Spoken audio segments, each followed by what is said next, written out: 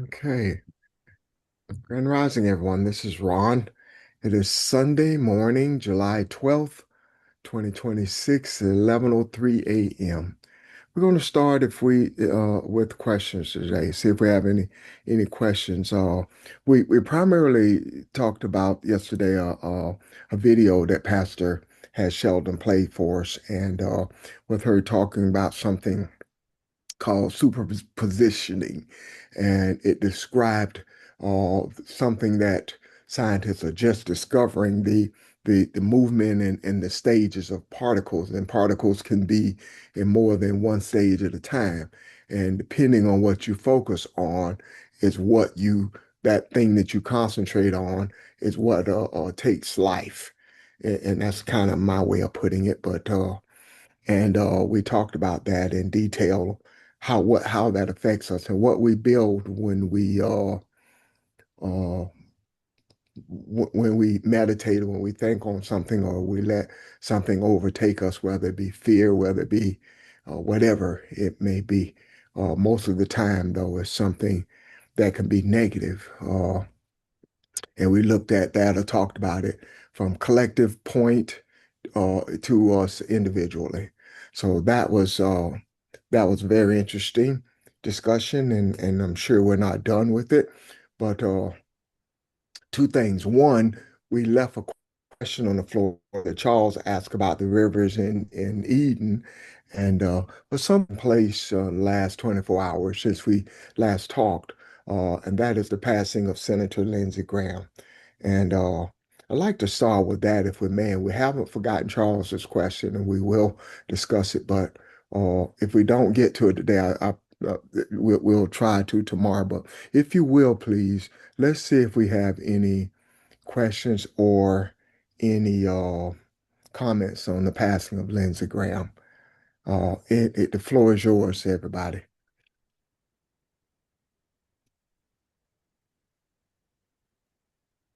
This is Vermel. Good morning. Grand Rising. Grand Rising. Yes. Um, with regards to Lindsey Graham, my daughter came in and she said, "Mom," I was like, "Okay." I rem what I feel or sensed, and I'm not sure I'm putting it in great words, but I sensed like this. I'm sad for the family, but I sense this kind of acknowledgement that we are in a changing time, and the old guard is fading away. That's the best way I can put the words that I felt inside. For the family that he left behind, I can acknowledge their sadness. But for what he has done statewide or nationally or internationally, there's a kind of calm, kind of knowing that this is a sign we are definitely in a changing moment, at least for me. Thank you. Thank you for your sharing that with us.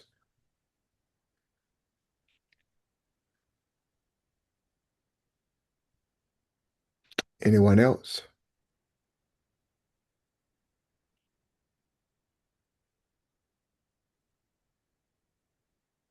Did it shock anybody? Because I don't recall him being ill. Was it shocking to you, or Pastor, you have something? I um I I feel like it is, as Vermeer stated, a change that's taking place. Um, they almost used the exact words for his transitioning as they did for Mitch McConnell. The circumstances appeared to be the same. However, I do, regardless of what the words that they used and whether or not it was something that happened purposely by the powers that be. The main thing is that he's gone.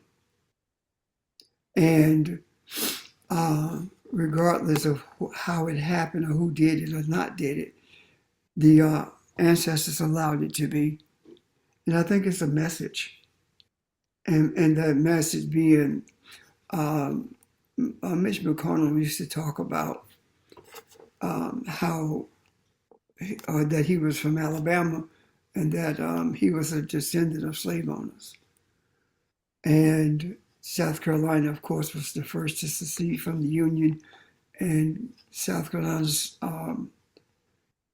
know-how was solicited by South Africa when it came to learning how to institute what became known as apartheid. So I think it's a shot across the bow. We talked yesterday about the energy that we had taken from or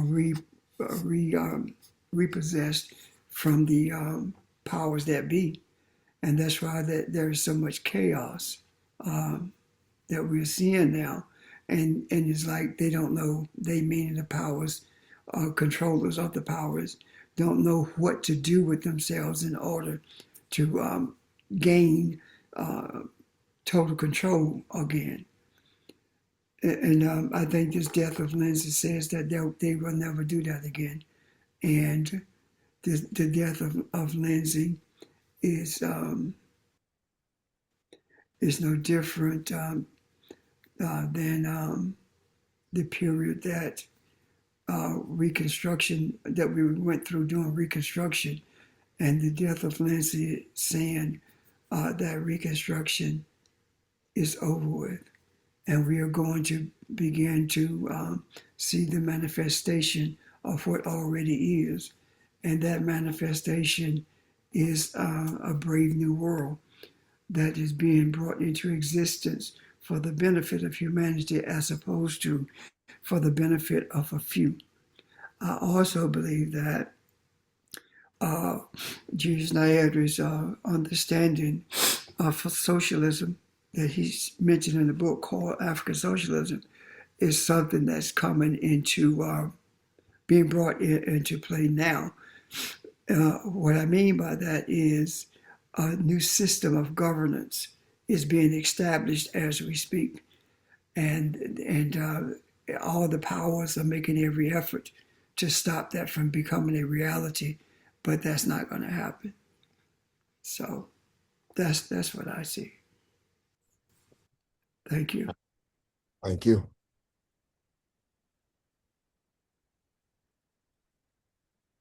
I would like to, since we are doing a Q&A today, if you don't have questions about Lindsey Graham, do you have questions about anything?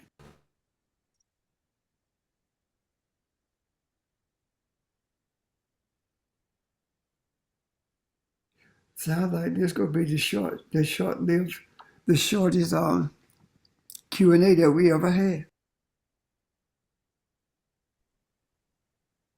Can I ask? Rising, Pastor. I have a question. No, I go yield ahead. to someone else. No, Oh, go okay. ahead. I have a question about some of the things we talked about yesterday. Well, I actually have two questions. I realized when looking at the news the other day, I know week before last we talked about dust and it being temporal, but I also realized in looking at the news the other day, the ancestral dust, as I call it, that is moving from the coast of Africa is taking place right now. And I feel very strongly that a lot of what we're seeing happening now is the result of the ancestral dust moving from the coast of Africa toward us now. I would like to know what you see in that. And my second thing, I guess I'm going to do that one first. Just keep that question in mind. But when we talked yesterday about the particles and the energy and the law of attraction and all of that, it took me back to when years and years ago, we looked at quantum science and we were looking at the fact that there is an invisible grid, a pulsating grid of energy that is in place in the universe. and that the rhythm of that energy is the pulse beat of the heart. And that when everything is in balance and in rhythm, there's this pulse beat that's going on. And I looked at that yesterday as this grid of possibility, like when we said yesterday that we have these particles. Well, I saw the grid as representing the particles of possibility that's pulsating and waiting. And as we attach our heart to something, that is what gives life to whatever it is that we are focusing on. And that's what brings from the realm of possibility into the realm of reality, if I'm seeing this correctly. And I thought about the innocence of a child. A child doesn't worry about the next meal. A baby doesn't worry about if somebody's going to feed me, change me, or care for me. The baby wakes up in a state of expectancy, in the sense of, I expect to be loved, I expect to be happy, I expect to be cared for, and that's it. Not trying to shape anything else. And that usually, 99% of the time, it usually does happen that way.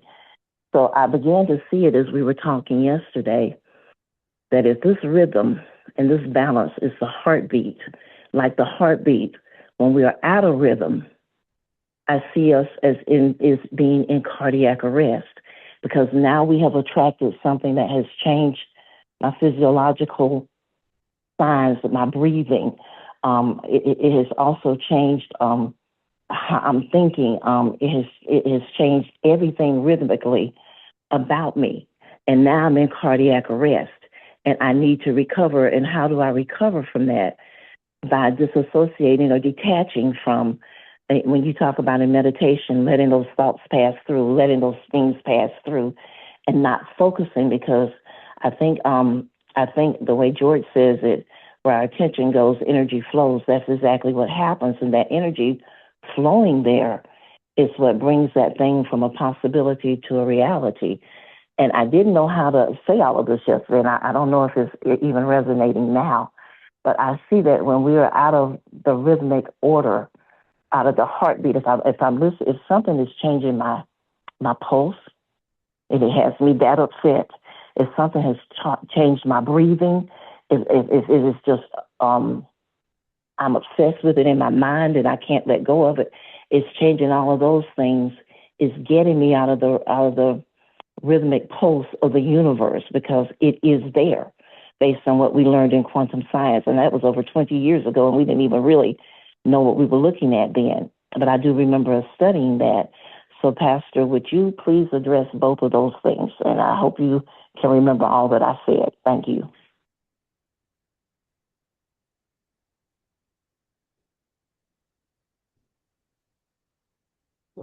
You on mute, Pastor? That's exactly the reason we have you present, Roy. Well, thank you. Yeah, you did your job. Thank you, sir. Anyway, uh, the idea of being out of rhythm is real, and the reason that the rhythm of the earth is not in sync with the rhythm of the universe is because of us, and us meaning the divine ones in this earth. When we embrace the mindset of the European, everything was thrown out of rhythm. And the longer that we've functioned as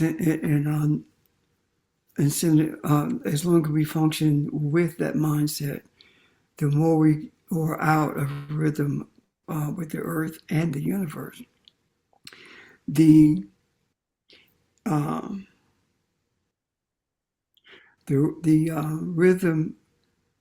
the more we were out of rhythm with the universe. Why is that so?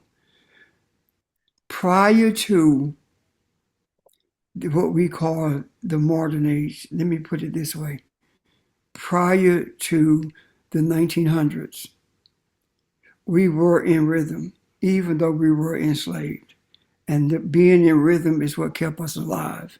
If we were not in rhythm, we would not have known how to use the different herbs for medication and healing. We would not have been able to distinguish between the poisonous herbs and the ones that are beneficial in this country unless we were in rhythm with the earth. And the ironic thing about that is after the physical enslavement, we remained in rhythm with the earth, but we moved in a different direction.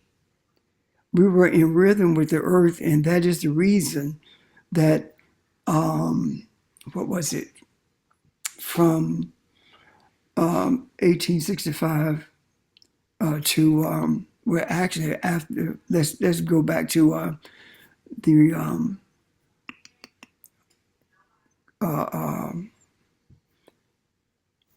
early 1900s, we were able to build towns. We were able to separate and take nothing. In Black Wall Street, there were 191 businesses in 35 square blocks.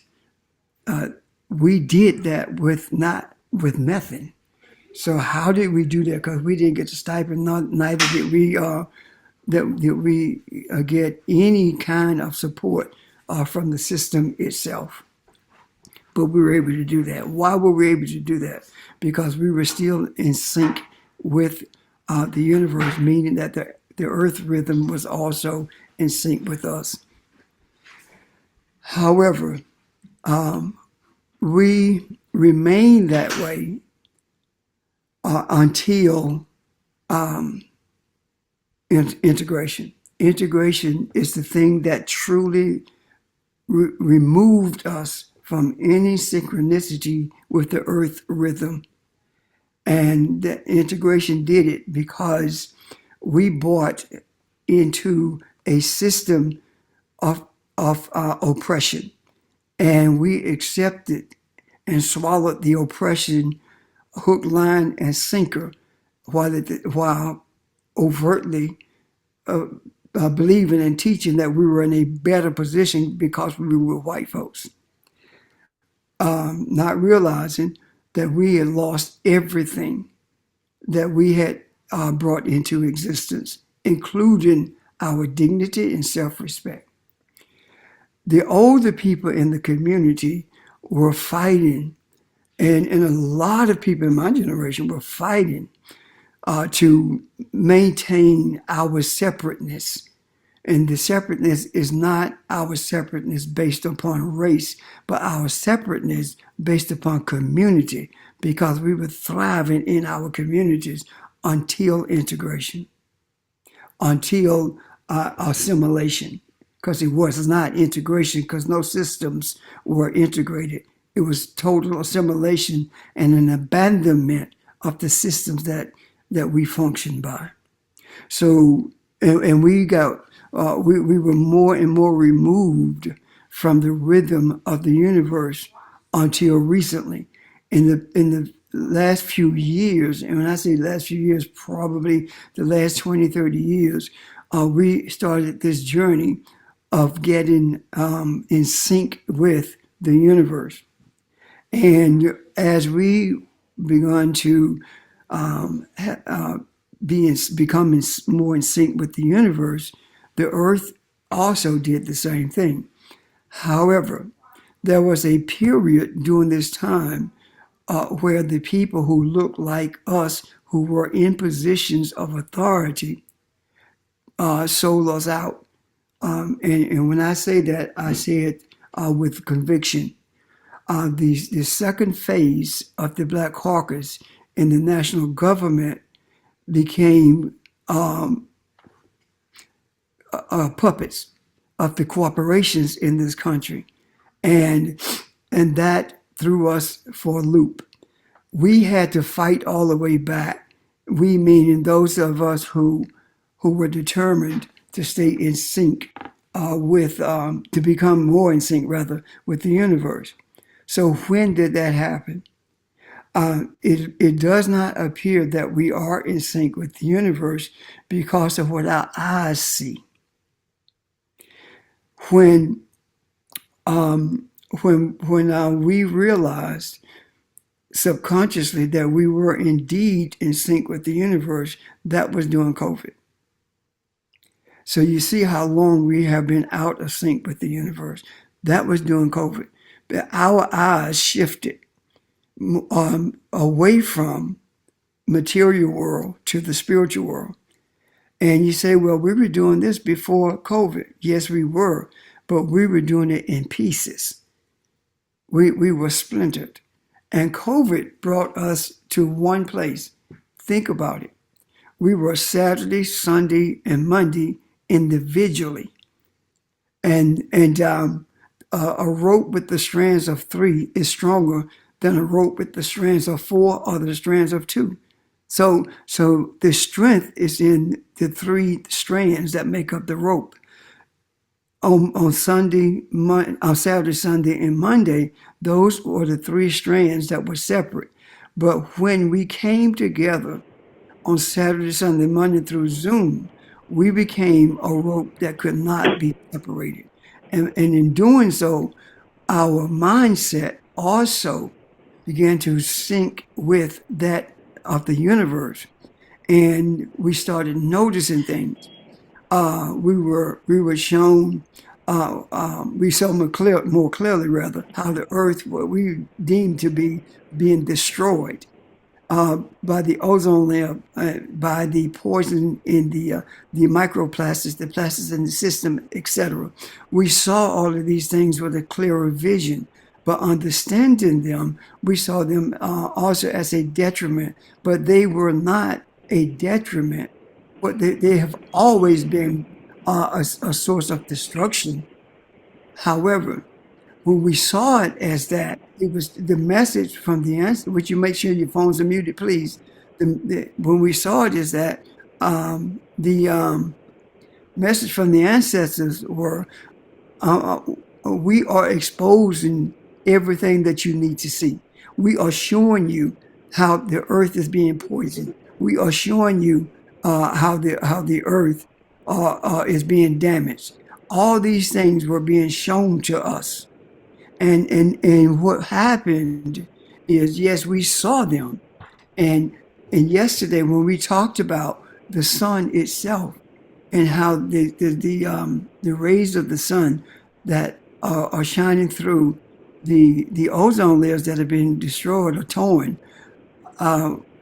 that also is a positive in that it is a stronger infusion of melanin into those into the divine ones, while at the same time it is detrimental to those who are responsible for that hole in the ozone layer. So what am I saying? I am saying that our heartbeat now is in sync with the heartbeat of the universe. Therefore, the heartbeat of the earth is the same.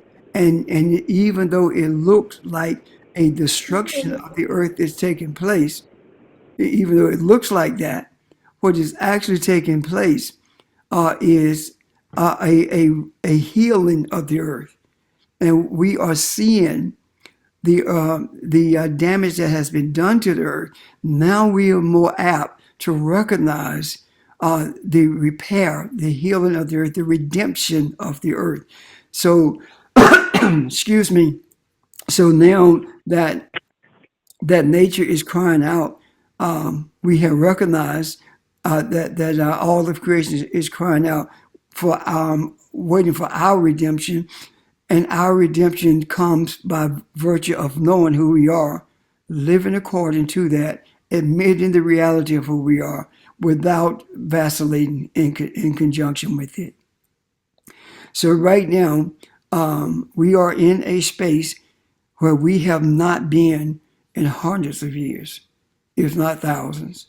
And that is, we are in sync with the universe. I'm not saying that we are going to be.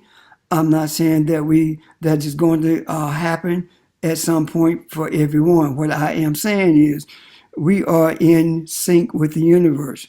How do I know that? The reason I know that, not believe it, but know it.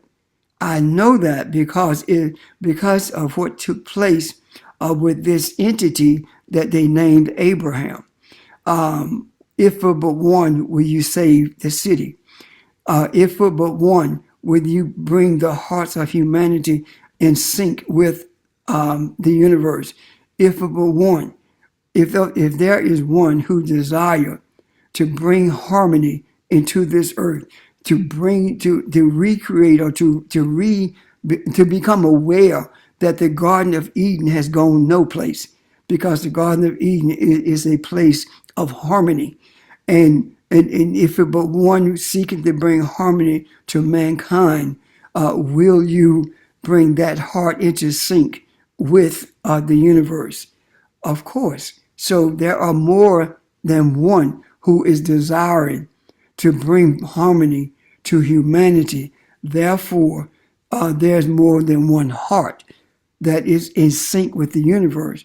And when all of those one hearts that's in sync with the universe come together, then they become one huge heart that's beating in sync with the universe. And that synchronicity also bleeds into the earth, because we are the dominators of the earth by virtue of our assignment. Does that help you, Kathy? Absolutely. Yes. Thank you so much. I can see that. Thank you. Any questions or comments about that? Okay. No questions, no comments? This is Angela. I got a question. Uh-huh. So, was the ozone layer protecting those who couldn't take the sun? The ozone layer, yes, was protecting everyone. Right now, we are not really adjusting well. We, meaning the people of the sun, are not really adjusting well to these rays that has pierced the ozone layer, because the ozone layer was there to protect from the the rays of the sun. What do they call I can't think of the word that I'm looking for, but it was there to protect us from that. And now UV rays. the UV rays, thank you, that we were being protected from that. And now we are adjusting to it, meaning that we are being infused with more melanin than we ever have, and the melanin itself is building up a protection to those UV rays. Now, there are those who use a protection in terms of lotion and sprays to protect them against the UV rays. However, what people don't realize is that those sprays and lotions are carcinogenic. So the very thing that you are trying to prevent, you are enhancing by using those so-called protectors from the rays of the sun. Does that help you, Angela? It does. Thank you. Thank you. Anyone else? The other day we were talking about what did you call them? We were talking about the dust that man was made from, and that was in scripture. Mm-hmm. And you were saying it was temporal. That was the word you used, and you explained that. Kathy just mentioned the dust that comes from Africa here. Is there a relationship there? Yes. Same dust? Yes. Okay.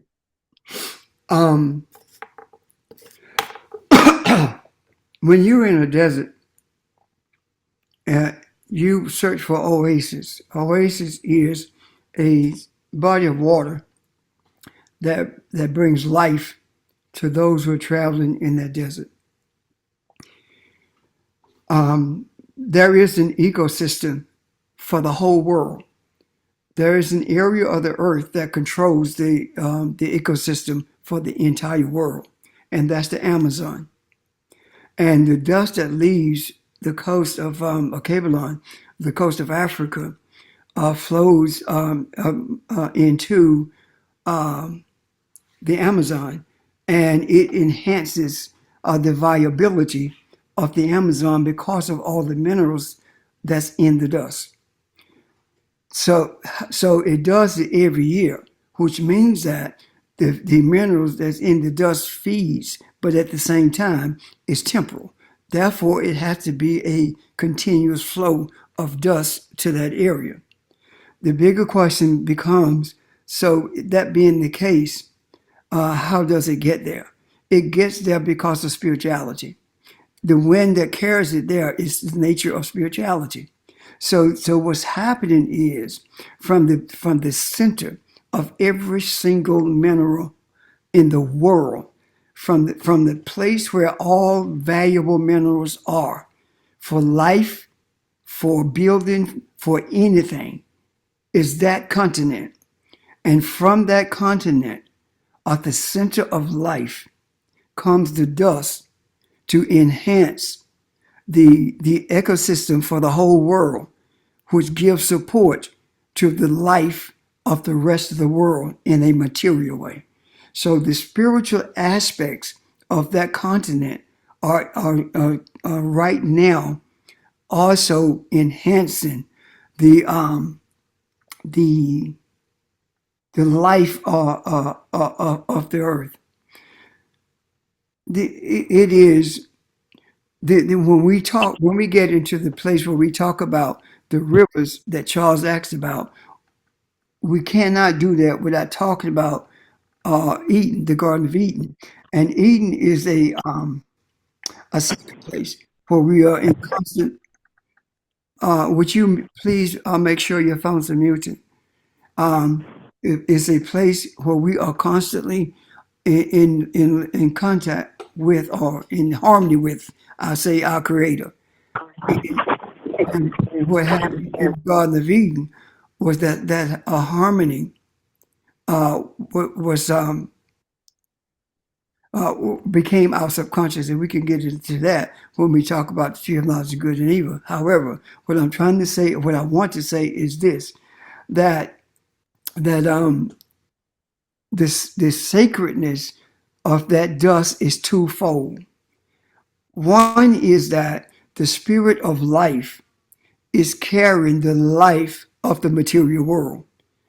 Without that ecosystem, the entire world would have issues when it comes to the survival of what is necessary to support human life in the earth. Any questions or comment? Ron, does that help? It does. Thank you. Kathy? Thank you. Thank you. Kathy? Can I, Yes, it does. Thank Okay. you, Pastor. Uh-huh.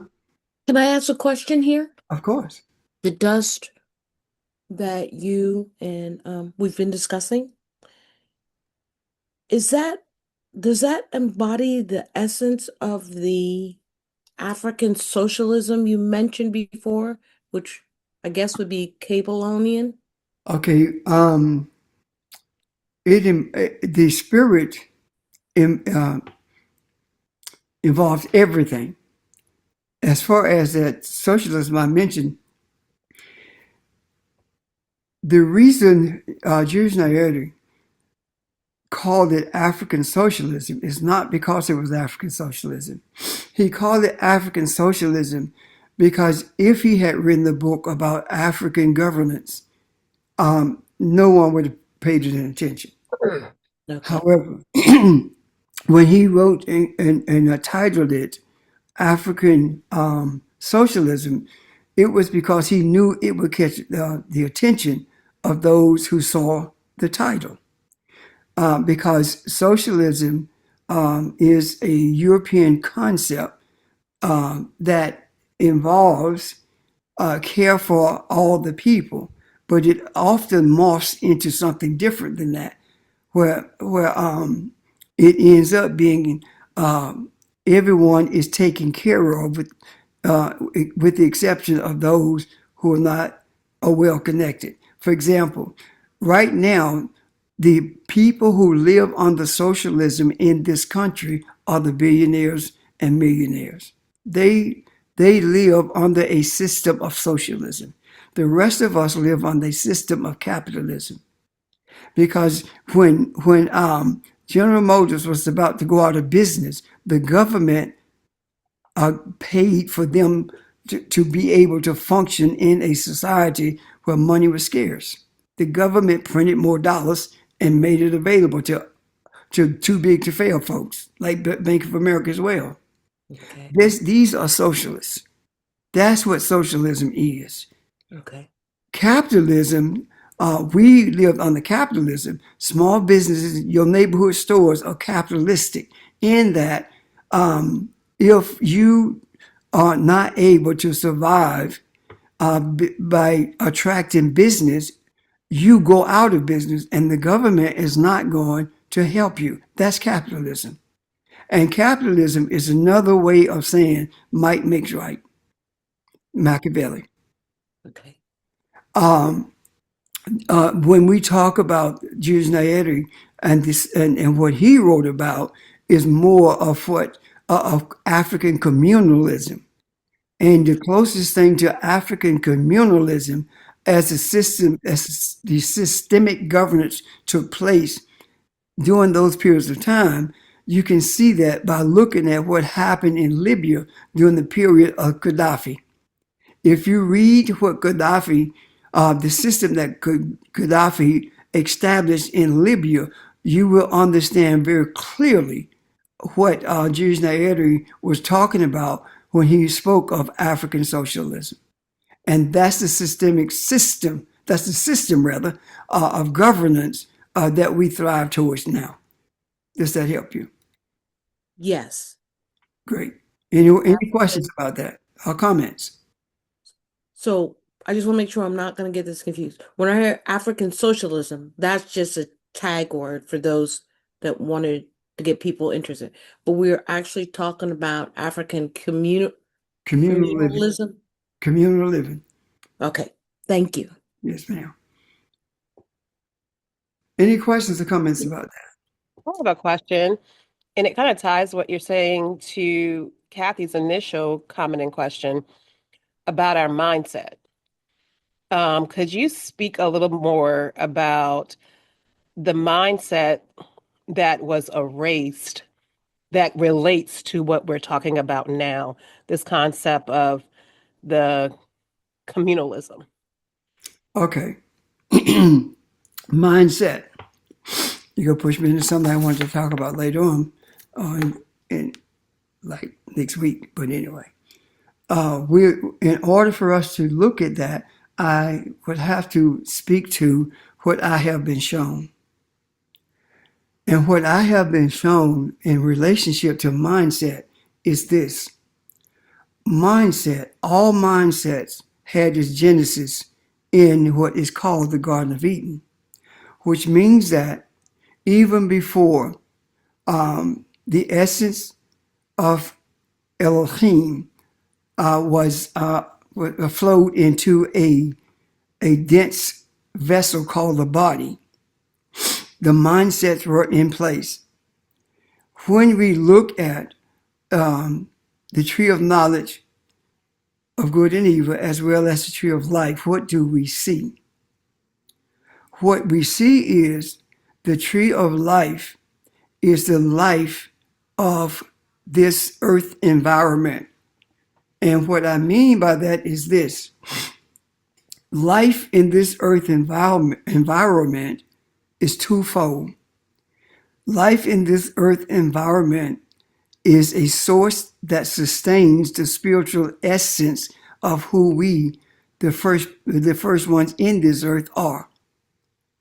It sustains the spiritual life and continues to feed it by way of the sun and the moon. And the light that we are, the light that's in our pineal gland, that's who we are. And that light, that life is continuously being fed into us, whether we accept it or recognize it or not. At the same time, life is being brought into this earth through spiritual means for the express purpose of supporting the bodies that we live in. Got that? Now, the tree of the knowledge of good and evil is where we find mindsets. This is what I was shown a few days ago, and that is the mindset of the European is the mindset of unrightness, the mindset of evil, and the mindset of the Babylonians, and I call it Babylonians, those of us who are divine in bodily form. That mindset is the mindset of ripeness. And what we have done, we have accepted and we have been, in the beginning, we were forced to accept the mindset of unripeness. And we begun to function under the mindset of unripeness. And as a result of that, the Creator said, when you do that, I'm going to bring you back to me, even if I have to do it by taking you across the great river in chains. So by doing that, we ended up with that mindset of the European, as well as the mindset of ripeness. So what happened with this mindset of ripeness and the mindset versus the mindset of unripeness? This was done purposely. Why? Because the Creator desired to see itself in action, but it couldn't see itself because it was itself. So it shared itself in a spiritual way and placed itself in these dense earthen vessels called bodies, and it could see itself in action, and it could see aspects of everything that was in it, and everything that's in it is ripeness as well as unripeness. And in order for us to elevate to the space where we are like the one who created us, we have an obligation to change this environment of unripeness into a state of ripeness. And when we talk about to talk about Mayat, we are talking about the laws, the rules, the principles, the guidance that has always been available to all of us. And those are the principles of Mayat. When we talk about the principles of Mayat, we talk about the principles that the Cosmic Mother has given us from the beginning for the preservation of order and harmony in the earth. And it is up to us, the ones who were given the assignment to dominate. It is up to us to bring harmony into this earth. Now, here we are. In order for us to bring harmony into this earth, we must first embrace who we are. And before we are able to embrace who we are, we must also embrace at the same time the idea of ancestors. Because when we are separated from the concept of ancestors in our minds, when we are separated from that, then we still don't know who we are, because we never stop being who we are. And even when we leave the bodies, we are still who we are. Therefore, it takes the guidance of the ancestors to show us how to move away from unrightness and bring rightness into the earth, to bring balance and harmony into the earth. So when we talk about the mindsets, we're not talking about individual occupants of a body, but we talk about the mindset that produces, that evolves into the body types, or the external body types, meaning that that mindset became a body without melanin. And if it was not devoid of melanin, it would not be brutal, and it would not be a rapist, it would not be an enslaver, it would not be all those things that mindset is and has been. Without the melanin, that's what it is. And so what did it do? It rebelled against its God. The reason that we are in the process of bringing into existence a new heaven and a new earth, a new understanding of enlightenment, a new understanding of what earth consciousness is, the reason that we are engaged in that right now is because when there was a period through which the dominators of the earth lived and sought to bring harmony, we call it civilization, to all other nations, there was resistance. And the resistance that took place came from those who were unmelanated. And it still comes from them to this day. And as a result of that, Ezekiel puts it a different way. Ezekiel talks about the angels that rebel against Elohim being cast out of heaven. What that's talking about is those who are unmelanated, who have brought these concepts of evilness, of unrightness, of death and destruction into the earth, are those who have been cast out from, or they see themselves, or they have been separated from those who are melanated, separated from its God, separated from its creator. And being separated from its creator has given them chances, the opportunity to change or to continue their pathway. They have continued their pathway and made every effort to bring their gods along with them. And that resistance to them has always been in process. We called it rebellion and enslavement, but it was a resistance from the heavens that was carried out by those who are the holy ones in the earth, or the divinity that's in this earth. And right now, that is what we see taking place.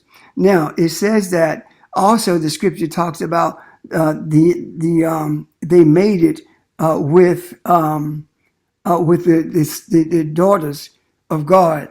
What is it talking about? It is saying that they used their unholiness, or the breath of their evilness, their unrightness, to mate with righteousness, because righteousness was not weak. It was simply invited, and it was what do you show people when they come in your presence?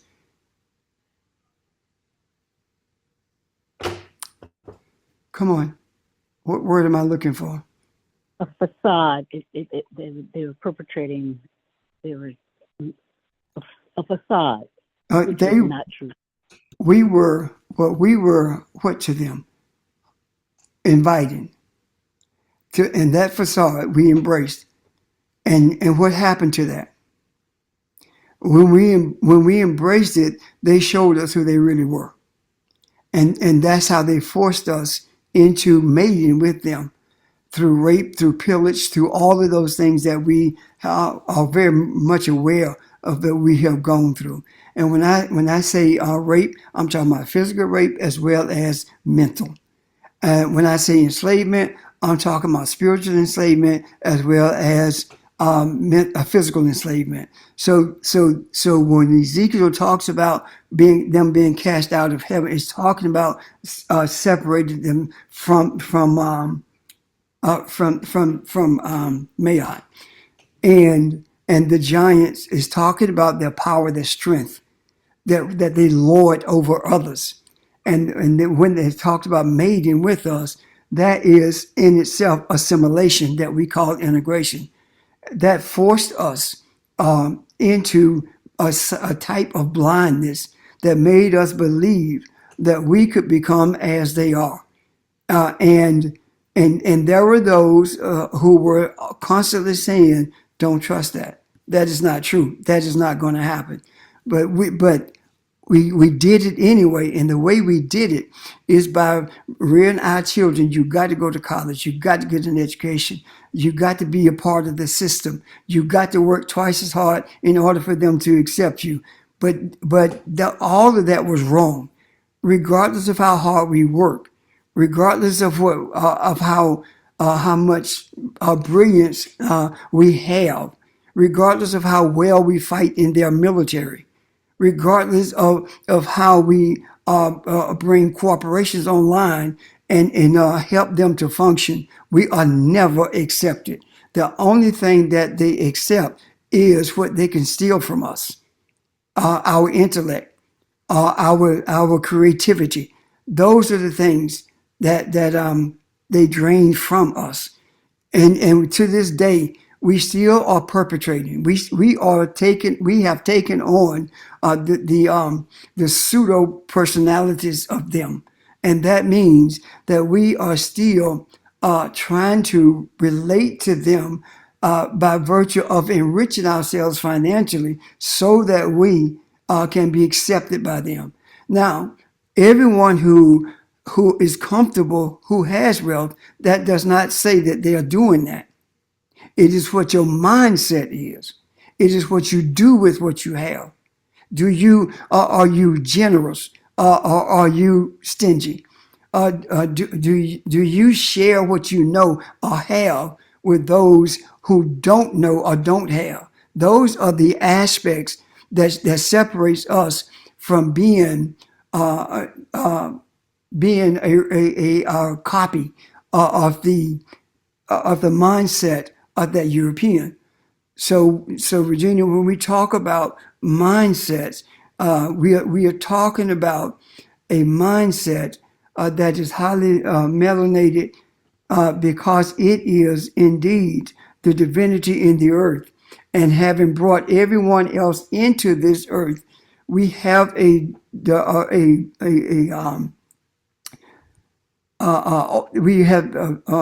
we have a responsibility to bring order and to bring balance and to bring the principles of Mayat as a dominant force into the realm of this earth. And that's what we are doing by virtue of bringing into existence a new heaven and a new earth. When John said, "And I saw coming down from heaven a new heaven and a new earth," what John was saying is, I saw coming from enlightenment, a clearer understanding of enlightenment. And with that enlightenment, I also observed that there is a new earth, meaning that this clearer understanding of enlightenment results in the clearer understanding of earth consciousness. And at that point, as above, so is below. Does that help you, Regina? It helps, but you were flowing. So there's a lot to unpack in what you just said. And I guess my first question, it goes into practicality. Because as you were talking, I sat down and I began to think about what we said in terms of alignment to like almost like circadian rhythms and being aligned with earth rhythms. And I guess I'm my there's a awareness, there's a resonance right now that I'm in that can't articulate the words, but is very aware of almost like a presence, again, an existence in this thing that does not have articulation. Which means that you are in rhythm with the universe. You're in rhythm with the cosmic mother. Why? Because there are things that you experience that defies articulation. And the reason it defies articulation is because when we articulate experiences, we put them in a box. And that is not because we desire to do it. It's simply because our mindset has been so tainted with a mindset of the You said oppression earlier, minds of oppression, right? yes, that's it, and that's why our mindset seeks to explain things in more concrete ways. There's no fluidity to it, and when there is fluidity to it, it is indeed more of an experience than it is in articulation. And right now, as I talk, respond to the questions that are raised, my response is not coming from my mind, it's coming from my soul. I can tell the difference in between the two. One of the major things that I see as a difference between the two, and I just begun to observe it, and that is I'm not thinking, and as you said, I am flowing. There is no rigidity to what I'm saying. There is no process with my mind or with my academic experiences that play into what I am the way I respond to the questions that are raised. So I don't know how else to explain that, but I do believe that the questions that you raised did not come from flesh and blood. Neither did they come from your academic training. Asha. Thank you. Any other questions? A Comments? part of what I see and what you and Regina have been talking about is through all of the trauma, through all of what's happened with us, the environmental factors, the what we've been fed, we just allowed this. We packed it like a suitcase that's overstuffed. We packed it. We didn't take the time to look at, filter out, organize that information. And that's what learning who we truly are is beginning to do for us. We're beginning to question rather than just accept things just as they're given to us. The brain processes so many things. It gets so much data, so much information continuously.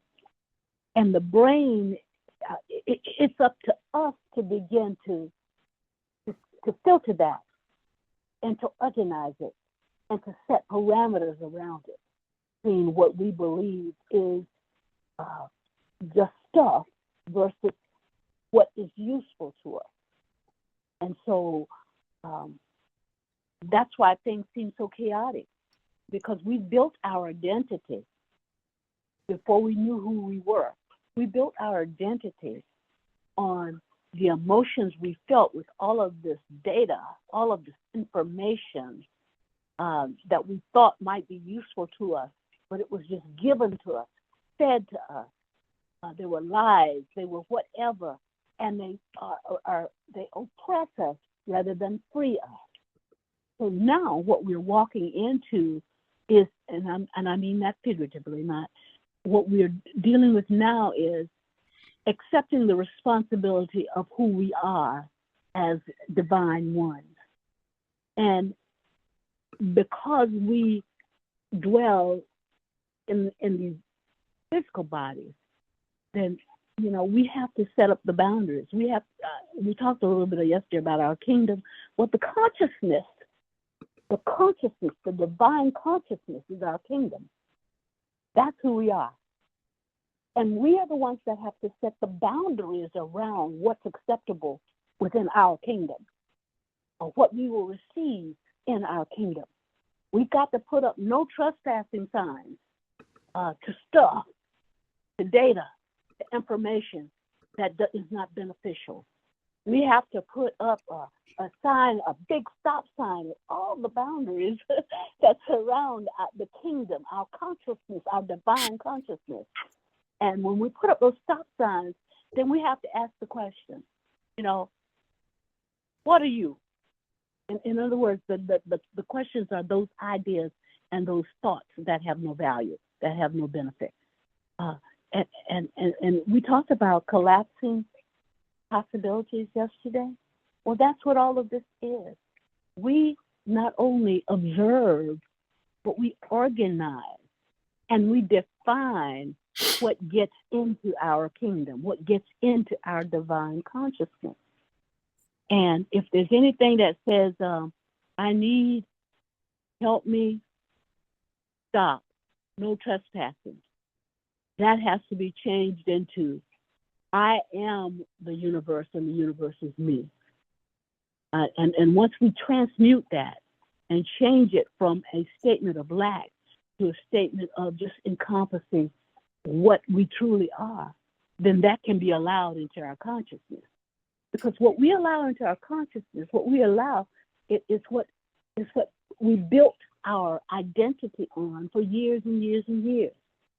We thought we were the same as Caucasians. We thought that's what they told us. If you do this, if you get educated, this is what will happen. But we came to the realization and the divine knowledge that was a lie.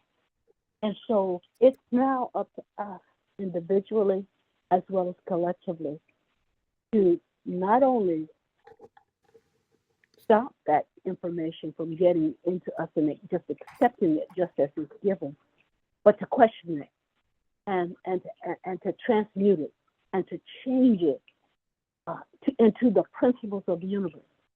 It doesn't mean that information, the brain just gets the information. It's neutral. The information that comes in is neutral. We're the ones who define it. We're the ones who give it identity. We're the ones who say it's bad. We're the ones who say it's good. So all of this is bombarding us. And so the way that we affect the universe as a whole is that we affect the universe that we are individually as well. Not individually. There's no individualization. But you understand what I'm saying. We have to start with ourselves. We have to start with the kingdom, the barriers, the borders of our own consciousness. And we have to decide, make a decision, organize, transmute, change stuff, change the way things are presented so that they're not negative stuff, that they are in alignment with the principles of Mayat. And that's the beginning of what we do. We have to put up our trespassing signs and then question. Thank you.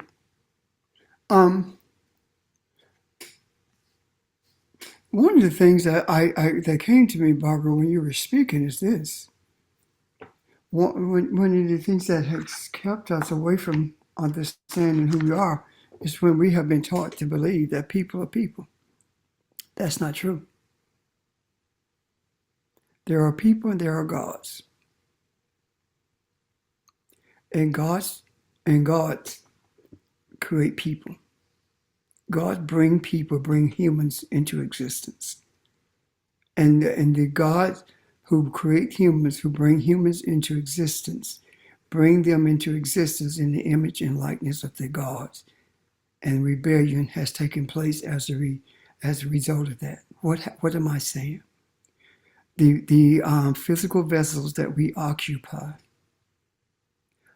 look at, they have the same features as the physical vessels that the gods, that the divine ones occupy. The same features, but they are not the divine ones. And the further you get from the divine ones in terms of melanation and mindset, the more you become unripened.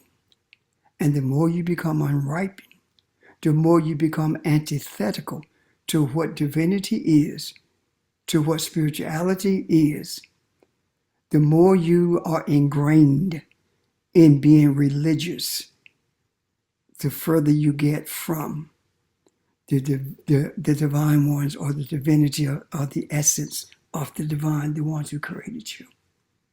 And you begin to create your own God in your own mental, emotional image, as opposed to embracing the God that created you, the one that brought you into existence, rather than following the principles of Mayat, rather than following the principles of that creator.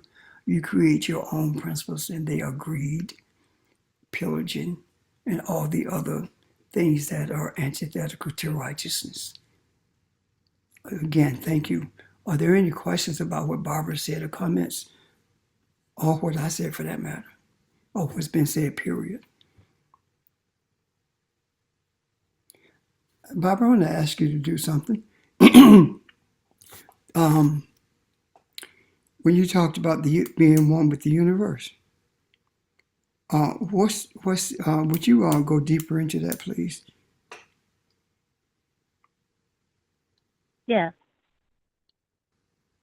When I acknowledge that I'm one with the universe and I understand this and I know this, and I stand under that. I stand under that. I trust it enough to stand under it. It's saying that whatever the universe is, that's me. Whatever the universe has, that's for me. Whatever the universe does, that's beneficial for me. And when I say me, I'm saying me, but I'm talking about if we extrapolate that to the macro, that's for everyone. When we understand that and we know that and we believe that, and we just and we walk that way. And so that's why, based on the principles of Maya, which are principles within that universe, I, instead of accepting just anything that flows through my mind, I have to categorize that. Which principle is that? And I don't necessarily mean you got to go through the actual logical processing, but it automatically begins to occur because my declaration every day is that I am the universe and the universe is me. And that's a declaration of part of the boundaries in my consciousness, setting the boundaries in my consciousness, and understanding that I am more and more things come, and the answers to where they are and how I define them and how I categorize them is based on those principles of, is this beneficial? Is this in harmony with everything in the world? Let me just give you an example. This morning when I came out, I'm under my gazebo. It's kind of warm, but I'm under the gazebo, and I turned my water on, my water fountain on, because that puts me in it enhances my meditation. And then I looked over and I saw the birds. Well, I had to turn theirs on too, because they need to fly in. They need to get cool, and they fly in, they get cool. In other words, I'm setting the boundaries around what I choose to allow in right now. Same thing with our minds and our thoughts and our hearts. We have to set those boundaries. And the universe has infinite boundaries. We are the ones that we talked about yesterday. We are the ones that decide which one of those realities we're going to deal with or become. We are the ones who do that. So the universe has said, okay, this is the fodder. All of this is for you to create. You have the authority.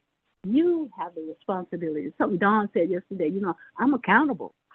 I am accountable for whatever reality I'm living in right now. That's harsh to some, because you want to bring in all of that other stuff, all of the other baggage of who did what to you. Out, that's out. You already put your no trespassing sign around your kingdom. If this is your kingdom, then you decide. You organize that information. You put it, okay, that's in harmony. That's beautiful. I hear Ron say that sometimes. That's an indication of beauty. That's how we have to think. And it can't just be in our thoughts, because it's not just speaking it, and it's being it. It's becoming it. It's being it. Now let me backtrack. It's not becoming it. It's being it, and settling in ourselves that that's who we are. It's not like we used to say, I'll get myself right and then I'll go up and join the church. That whole thing is wrong. I need to know who I am and just be that. and everything else overlays on that. How I behave is based on that. How my identity evolves then is based on that. What I do, how I interact with people, how I relate to people then is based on that foundation. That I am the universe. I'm in resonance. I'm in vibration with the frequency, the very frequency of the universe. I cannot be anything else because I am the universe and the universe is me. And then when I accept that the as above, so as below becomes one thing. It's one. The feminine energy and the masculine, it becomes one.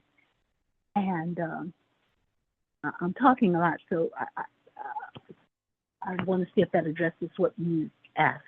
Yes, it does. It does. And your response is clear to me anyway.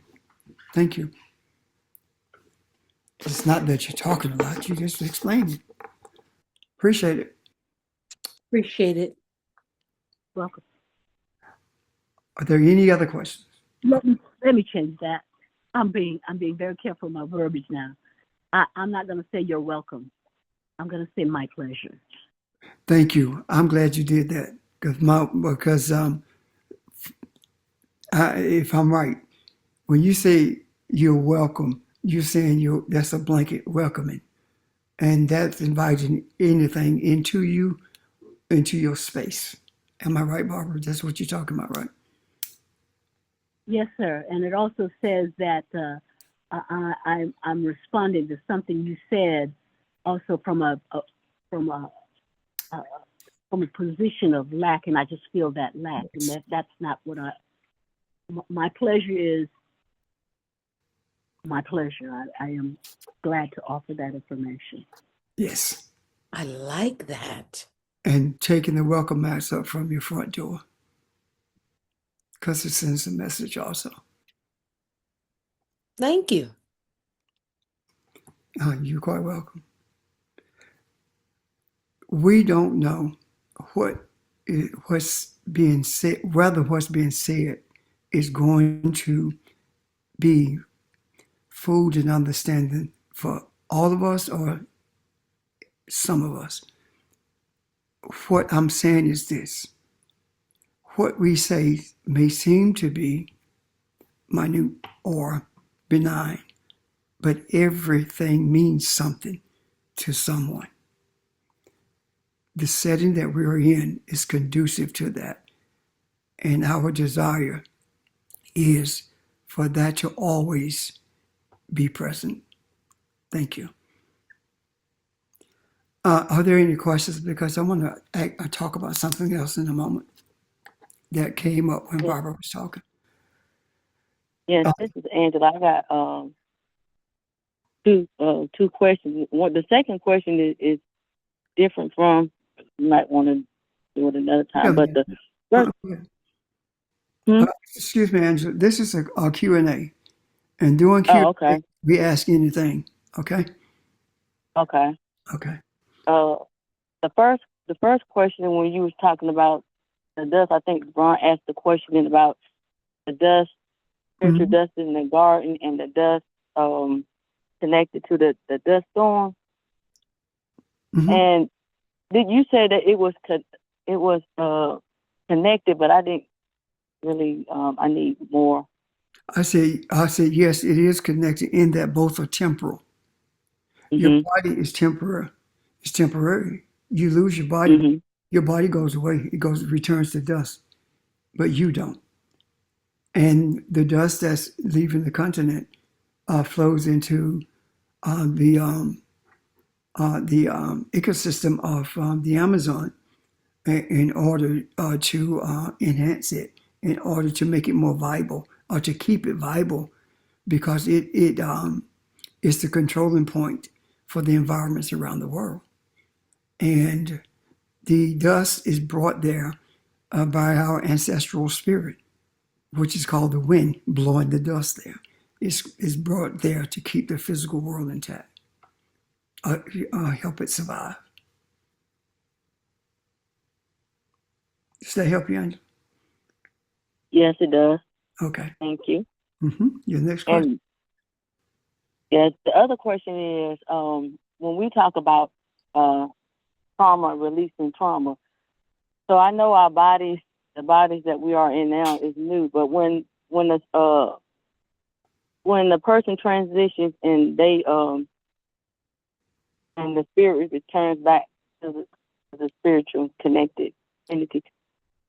Okay, so when that spiritual energy enters another body, like for instance, my body, is the energy I'm phone close to what I'm gonna say.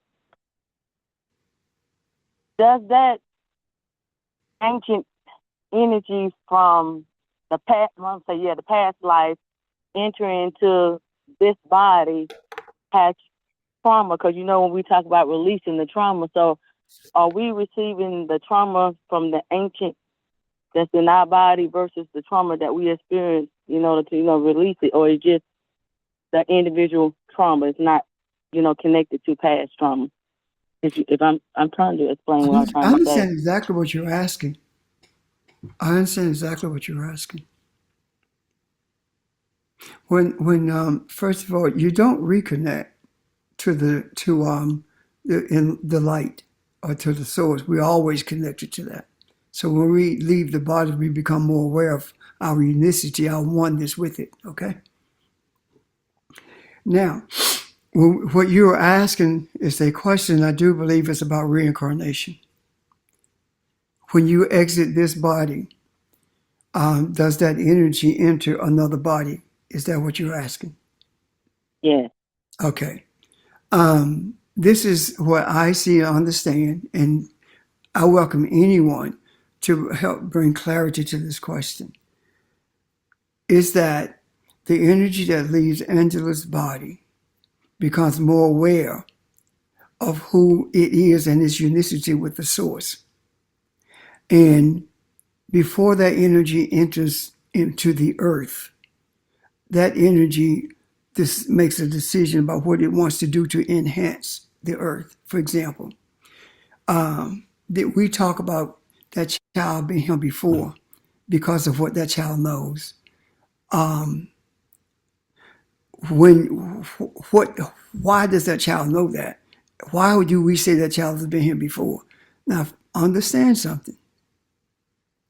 We are the ones who say in our communities that child has been here before.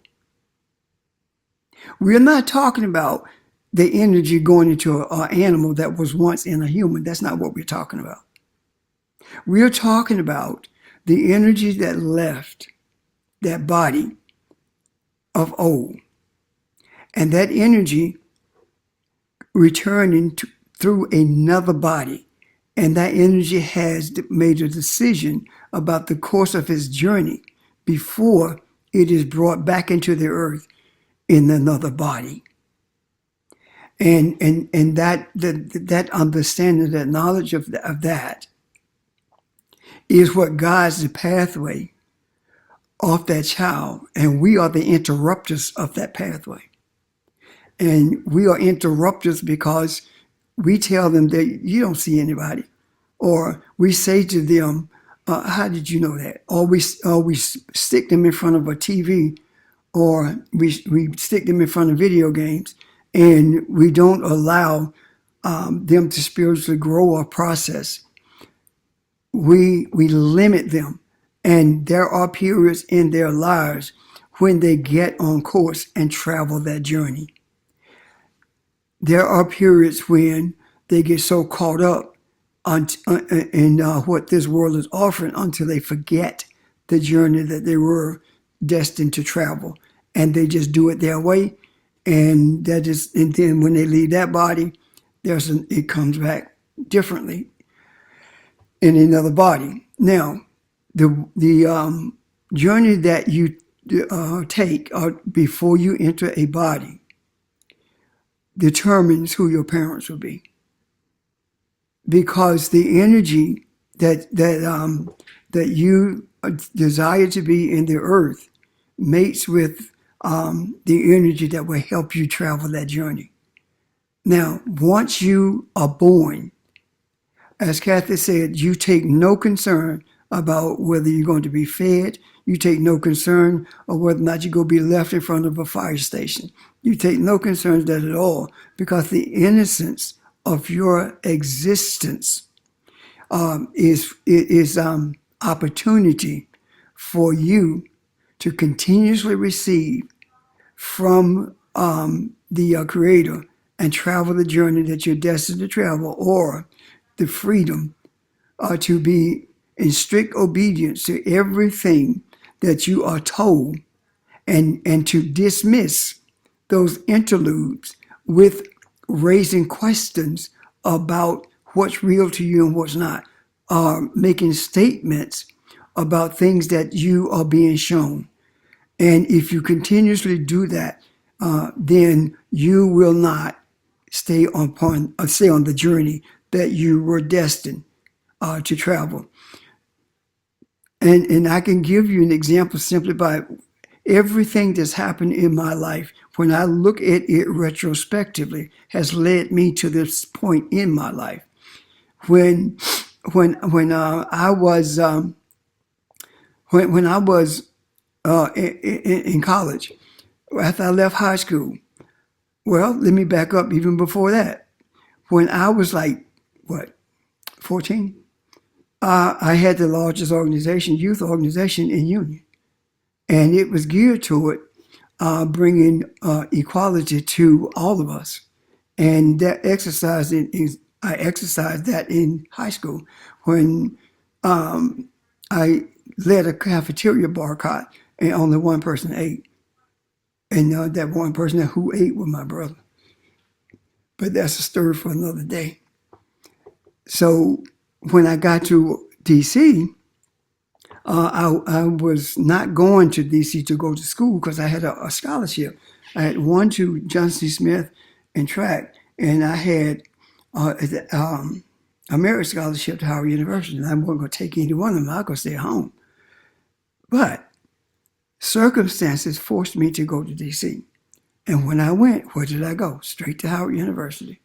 Circumstances in my heart, in my soul, the way they were talking about the students at Federal City College pushed me to have that experience, to go visit the school and see what they were talking about. When I went to visit it, I felt in sync with the energy there. I didn't know it then, of course. I just felt comfortable. And that's where I went. So all of these things in my life were preparing me to do this. I did the first initial sermon in my life at age 19 and refused to follow through with it because I did not like preachers at all, because of their attitude toward people who didn't go to church and their attitude towards people poor people who came to their churches. I did not like that at all. They were not willing to truly help anyone except themselves. So I decided I was going to go to law school. And that didn't happen. Med school, that didn't happen. And that at an older age, I think I was around 24 maybe. No, I wasn't. I was younger than that. Anyway, I did the initial sermon, and that started me on the trajectory that I had been guided on all my life up until those points when I started pushing away from what I felt in my heart I should be doing. And that's what led me to where I am. So when I say I was guided that way, I was guided that way because of my grandmama being a part of the Marcus Garvey movement. I was guided that way because I saw us as a people in the Bible. My grandmama had a Bible with black people in it. I was guided that way because of several things that interacted with during that period of time. And I felt really bad because I don't know what happened to the Bible because all of our generations were in that Bible. And until something was shown to me, and that is that you are after the order of Melchizedek, no beginning and no end, meaning that That is the decision that I made to be whatever I needed to be to humanity, to bring humanity, to bring harmony to humanity. Of course, I did not know that until recently. So, Angela, does that help you understand the idea, the concept of reincarnation? And if there's anyone who would like to add to that, raise questions about that, or see something in that differently, please speak now. After Angela responds, does Yes, that? it does. And the other part of it is so the trauma. So the trauma that Okay. I'm gonna say the ancient soul experiences it when it enters the new body. Does that do they still have that? The 1 minute. Okay. I got you. Okay. Thank you. Trauma is not a bad thing unless you make it a bad thing. It's trauma that pushed me along the way in that I was pissed. I was angry. I lived with a rage towards white folks because of what they did to us. That trauma, that trauma became a catalyst that catapulted me into the journey that I was traveling. That trauma is was the engine that kept me going, regardless of how difficult or dangerous it got. It did not matter. Life in this body did not matter. What mattered was me freeing my people. That's what trauma pushed me. Trauma can also push you to hatred. That's where I was, hating. Trauma can keep you in the midst of that hatred. Trauma can cause you to act upon that hatred and unalive folks or kill folks. Trauma can do that. Trauma can move you to a place where you want to throw a party when somebody like Lindsey Graham dies. Trauma can do that. But trauma also has that positive part that I was talking about. That it drives you to relieve humanity from this discord that is a part of his life that was brought by a mindset that is foreign to the Babylonian. Does that help you, Angela? I still got. I mean, so okay, when I'm releasing trauma within, it's just not my trauma, but it's the ancient trauma and the trauma from not just it's not just mine that I'm releasing, and in order to receive healing, if I'm trying to put it. You're releasing trauma, period. Yeah. The only time that trauma is yours is when you own it. But when you recognize the source of that trauma and you refuse to allow that trauma to be the guiding force of your life or to be the dominant force in your life or to cause you to be uncomfortable, when it causes you to have your mindset to shift, when you free yourself from that trauma, then your outlook about life itself begins to change. But you have to do it for you. You cannot. It's not like I am dispersing the trauma that my grandmama experienced. I am dispersing the trauma that I am experiencing. This is a trauma that is interfering with the journey of righteousness. So I must release that trauma. And I cannot use that trauma as a crutch because I'm God. So how can you traumatize God? So when I realize that I am divine, that I am God, that I am the essence of the source, then there is nothing that can traumatize me. That's how I release mine. Or that's how I release the trauma that was within me. Does that help you, Angela? Yes, it does. Thank you. You're welcome. Thank you for the question. Anyone want to add to that, or you see it differently, or whatever you want to say in regards to the questions, whatever. Don, go ahead. I got a question here. You hear me? I said, go ahead. Oh, okay.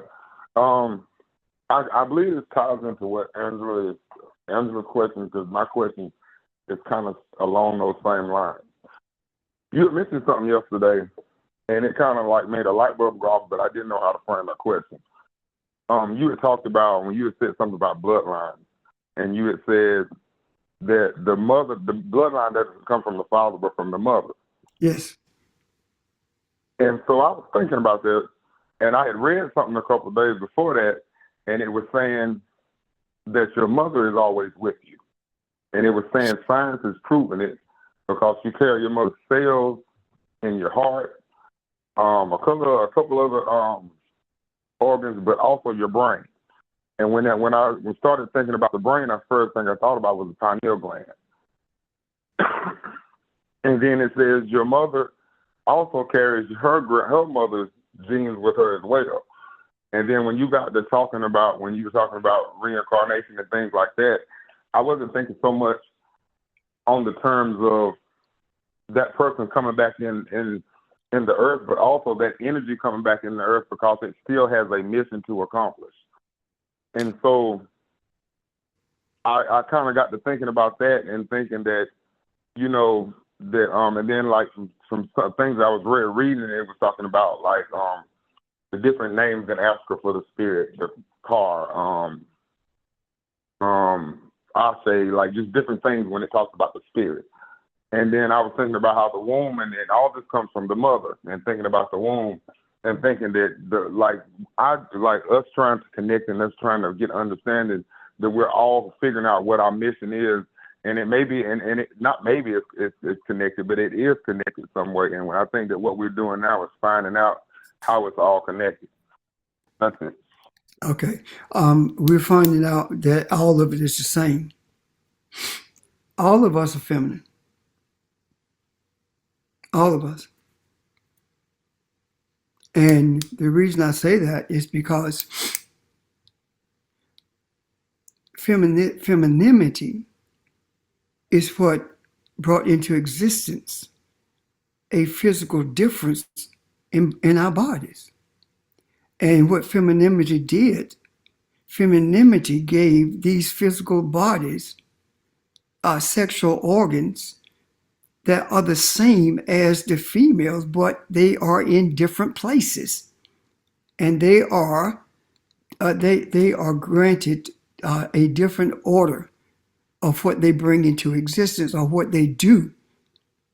The problem with that has been that men have taken brute force to make them believe that they are the head of the family, the last word for everything, the strongest on the earth, that kind of thing. We are shakers and movers. That brute strength, the idea of that physical strength being the arbiter of who is in charge came from a demented mind, came from that European mindset. That is not the order thing. So when you talk about carrying portions of your mom, all of us do. We all carry aspects of femininity. The only reason that we have testosterone is because femininity used this hormone of testosterone to move the physical sexual organs to a different space than what they were from the beginning. The parthenogenetics means that a female has the makeup that can bring a child into existence without a male. However, femininity made a decision in that the masculine energy that was a part of this feminine entity was utilized to express the role that masculinity plays in the spiritual realm, And men have taken that, and I say men have taken that and turned it into something different. And the reason that there is this, I cannot think of the name of this chemical that's being put in food now that diminishes testosterone and actually turns it into estrogen. Why is that happening? Because white men think that femininity is weaker. It is the weaker sex, and if they can diminish the masculinity in the earth, then it has an easier task at controlling the earth. And again, they're looking at brute strength. Think about it.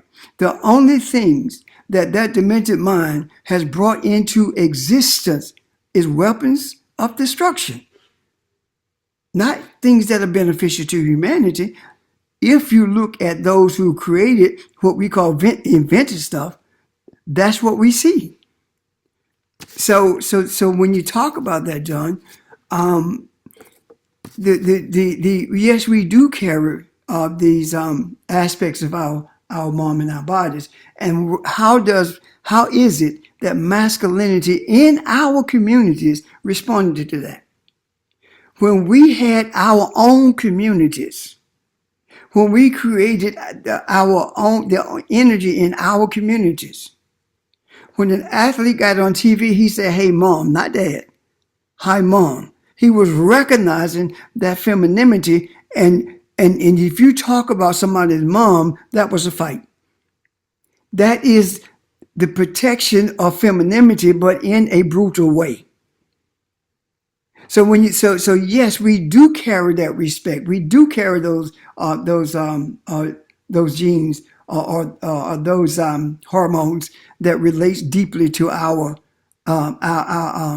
moms or to femininity. So I hope that helps. Questions or comments, or help me with this, somebody.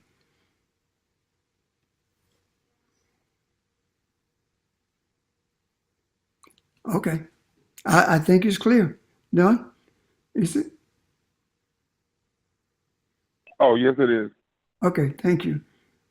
I just want to comment on what you just said, because I don't know if this is my algorithm, but right now I'm seeing a lot of posts calling for female accountability or the accountability of women in raising sons, particularly when it does not lead to, like you're saying, these accolade moments of, oh, they made it to the NFL, or they're doing these things, but also holding them accountable for when they're doing horrible things. And when I've seen it, it's made me think about, just beyond that one woman, and you've made it make sense now when you've tied that to, oh no, like while it may show up as "thank you, mom," or whatever, we all are feminine. Like we all we all have that level of the connection to the divine. So thank you for making that connection, and it makes me say an ashe to this moment of calling on accountability for mothers in that sense. Thank you. Thank you. What changed that was assimilation. And assimilation changed the mindset of the males in our communities.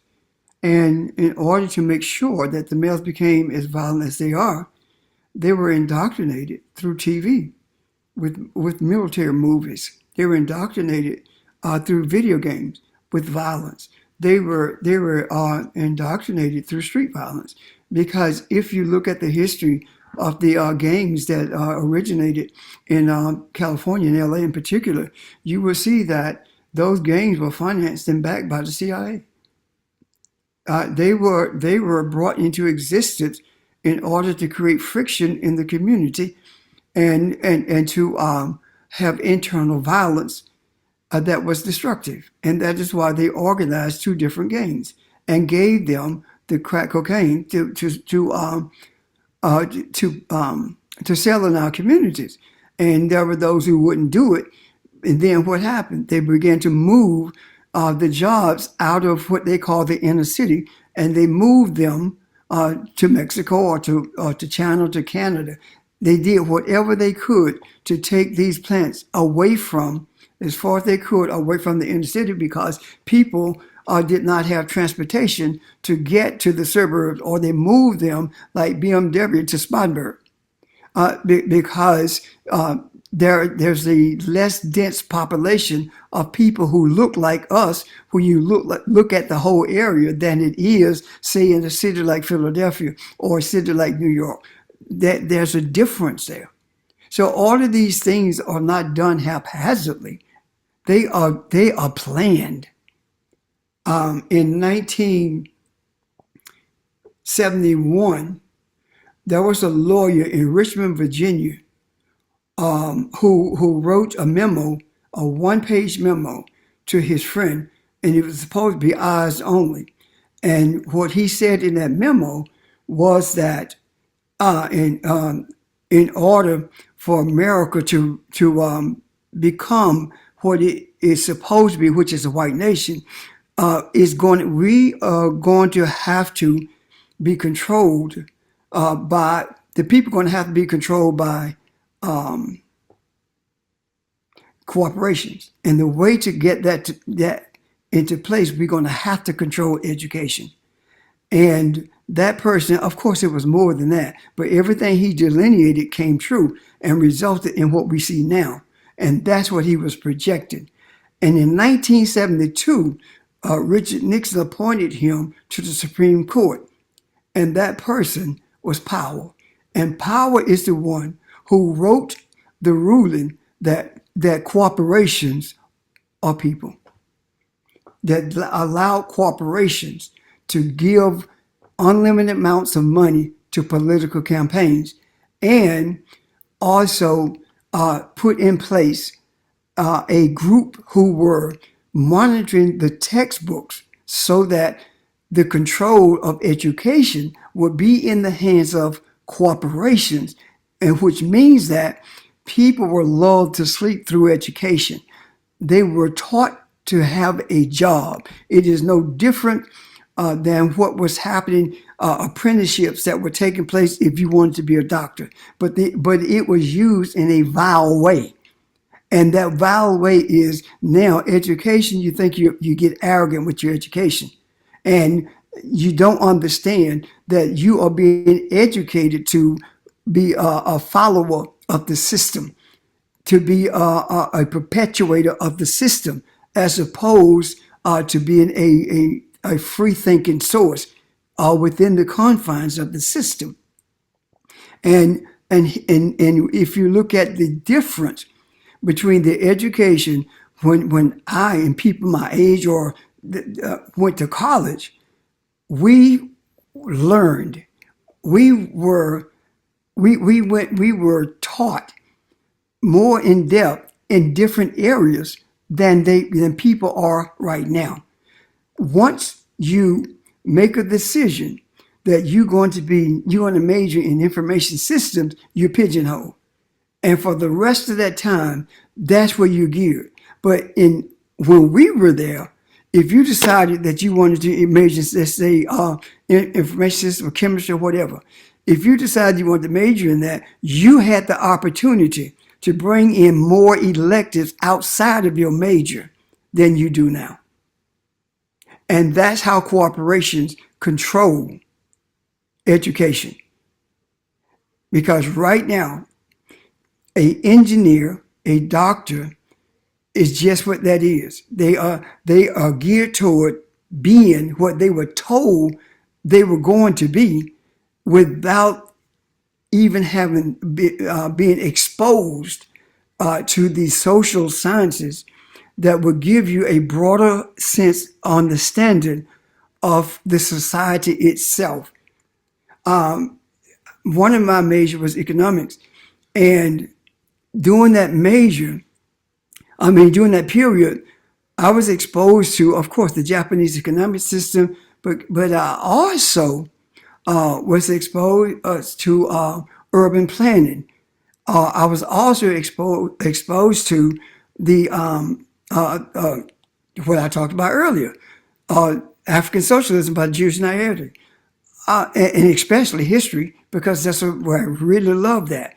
But now it doesn't work like that. It doesn't work like that. We had an education that granted us the opportunity to be able to talk about pretty much anything, or to at least be exposed to it, but not now. Is that clear? Does that, I almost said, does that make sense? However, does that resonate? And if anyone have a question or desire to add to that, please do so. Does it It does resonate? resonate. Okay, thank you. It resonates, sir. And now I don't know if you're paying attention, but the new term for education is workforce development. Yes, that's exactly what it is. And people not what, and see, this is the other part of that, Regina. The people are not paying any attention to that. There is a difference in education, calling it education and calling it workforce development. When you call it workforce development, that's the energy you follow. When you call it workforce development, what you're saying is, I am going to be developed to be a worker bee. I'm not going to be developed to think at all. I remember when Rem Hawkins, we were talking about people who had the mindset of a Clarence Thomas, and had all of these degrees, and those who did not. Those who were educated. And Rem Hawkins would say to me that he said to me that there is a difference, and we're talking about our people. We weren't talking about nobody else, but people of Cape Colonian descent. And he would say to me, there is a difference between, and I'm going to say the word, a difference between a trained nigger and an educated man. And the difference was that Clarence Thomas would fall into that category of being trained. And those who are fighting for the deliverance of our people will fall into that category of being educated. And right now, they're making every effort to train our people to fall in the Clarence Thomas category, while at the same time calling him despicable, but have their minds molded to be just like him, with different words, in a different way, with a different excuse. Does that resonate? Yes. That's where we are. Thank you. Any questions or comments?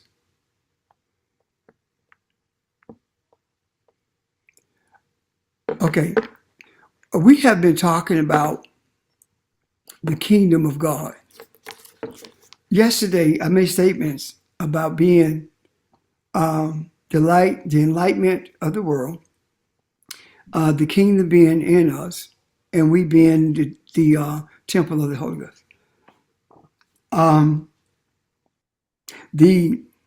What is the kingdom of God?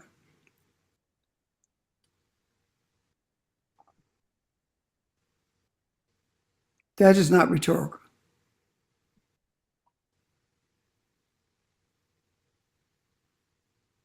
The kingdom of God, what is it?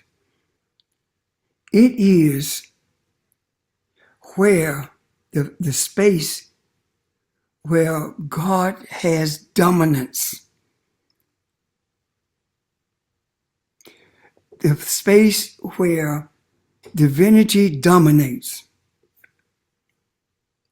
Are you the space where divinity dominates? If you are the space where divinity dominates, then you are able to bring righteous dominance to the earth, to humanity. If you are a vacillator, you struggle with that.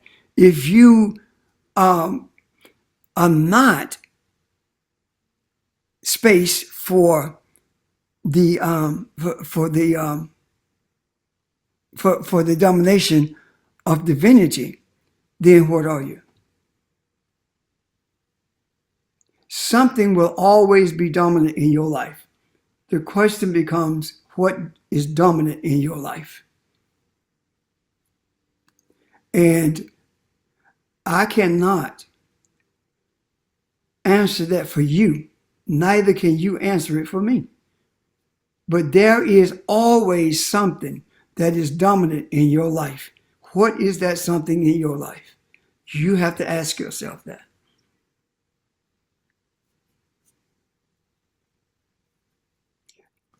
Can you see the value in being able to respond to that question with yourself?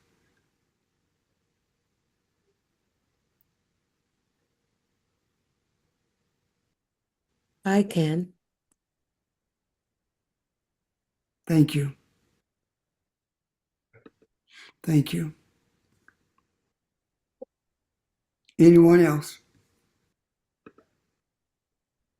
When you raised the question, it took me back to Miss Barbara when she was speaking about her morning this morning and what she did with the fountain and the birds. Like that's where my mind went when you first raised the question about what is the kingdom of God.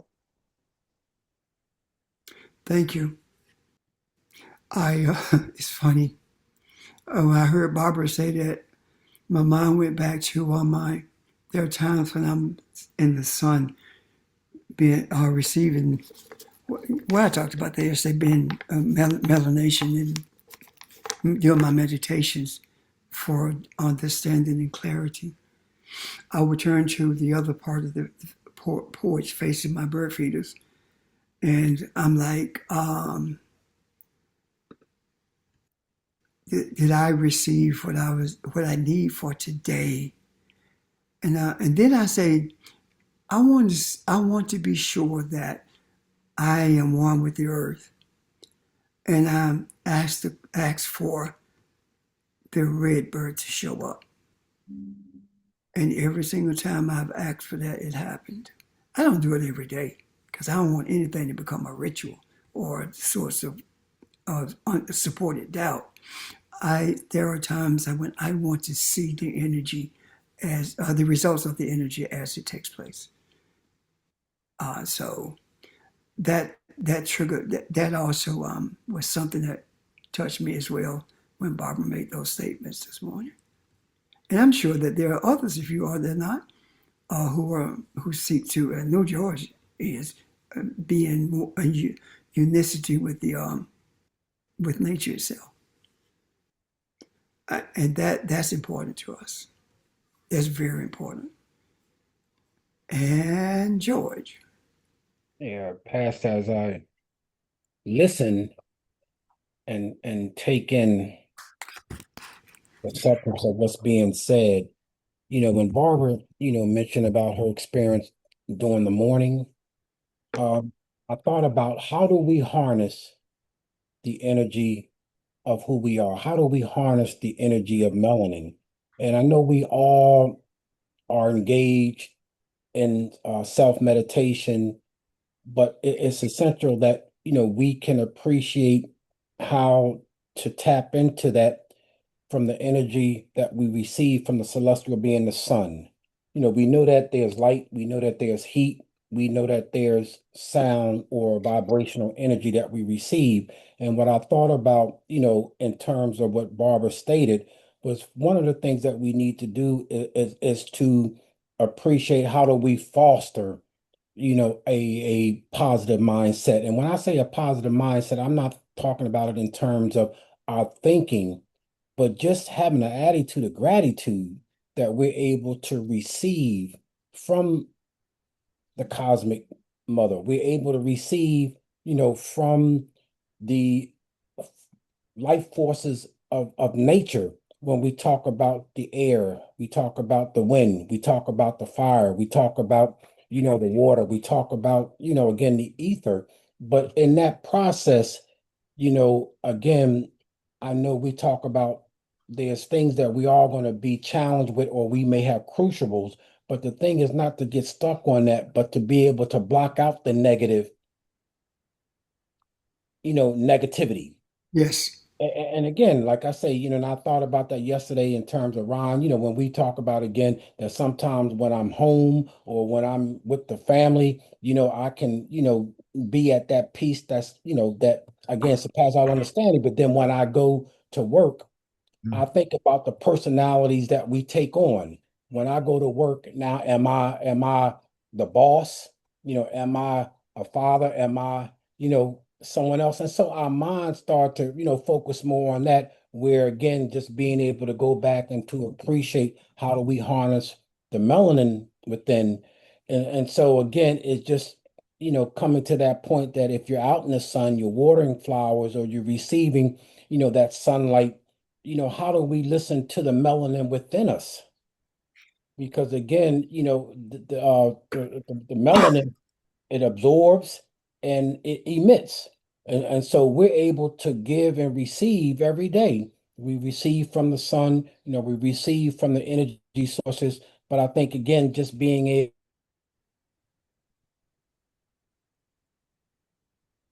in terms of having an attitude of gratitude is important. George, And again, it just made me think about again, I say in terms of Barbara, what Barbara was going through at the same time, again, as I said, I'm just trying to spiritually, appreciate and have a gratitude that the sun is giving that to us every day. And sometimes it's like again, remembering that we need to recharge our melanin. And so there's some days that, the sun is not out, it may be cloudy, but in those days, do we still appreciate how to tap into that source? Yeah.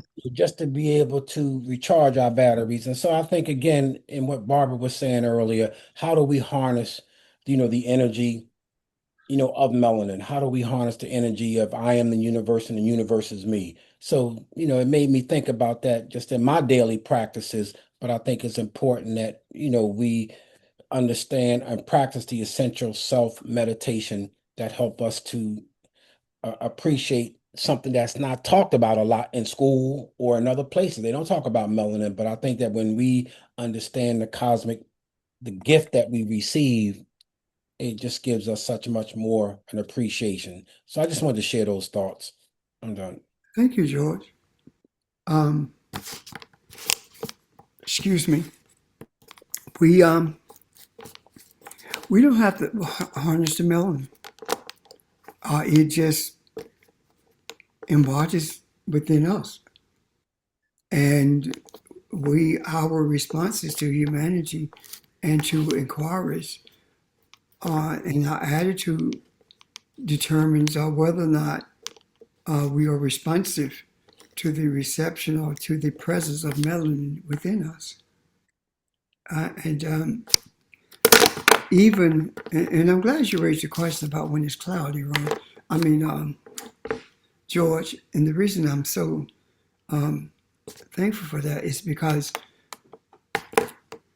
be aware that the rays of sun are there, whether it's cloudy or not.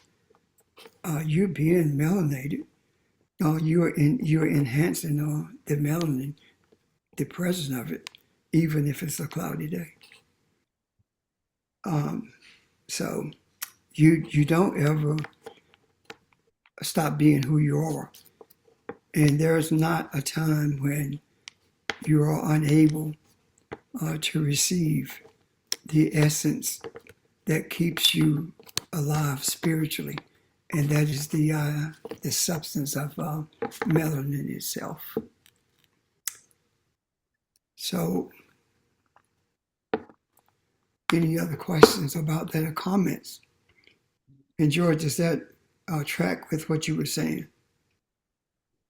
Yeah, yes, it does. And again, as I say, I thank Regina, for, mentioning in terms of just her journey and how, again, that is sometimes not something that you just want to write down or something that, you just want to try to make happen, but just being in the spirit of who we are and just letting it flow, just having that gratitude and that, that desire to know that there's so much to be grateful for and thankful for. So I appreciate her, mentioning her experience.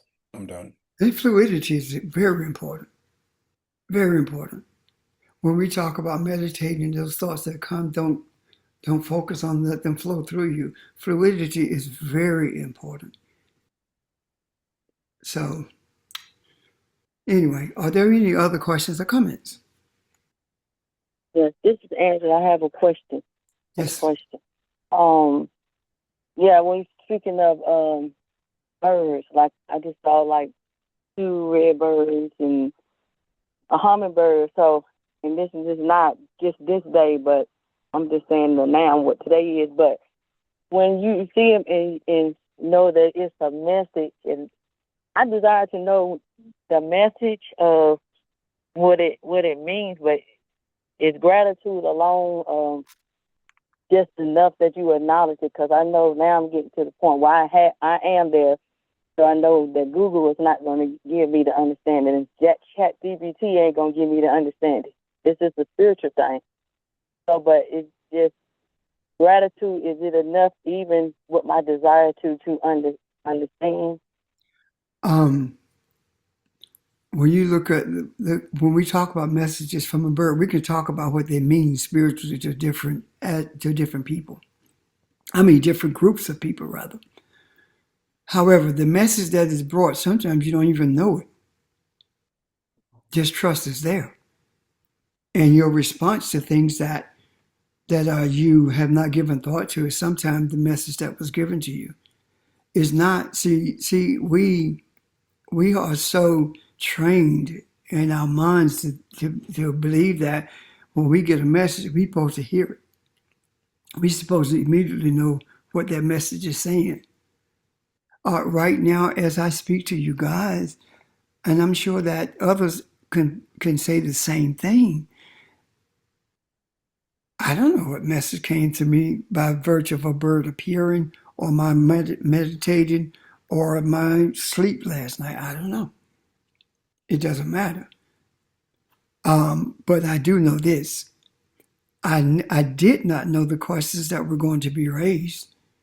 And I could not tell you what was going to come out of my mouth in response to the questions. I just trusted.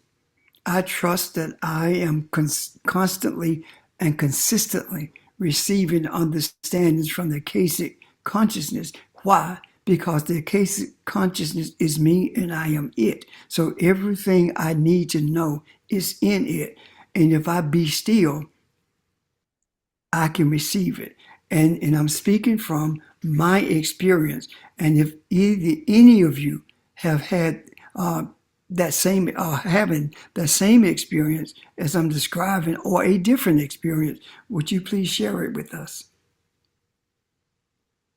Yesterday in Philadelphia, we had a severe storm, and myself and Levon were out in it. And what I experienced in terms of just, as you saying, being still, the thunder that was happening, and I was next to a tree. And as the rain poured down, and in Philadelphia, we have not had a severe rainstorm like this, where in the city, the water covered the cars. By the trees, there must have been over, I know it was over 100 trees that, were knocked down.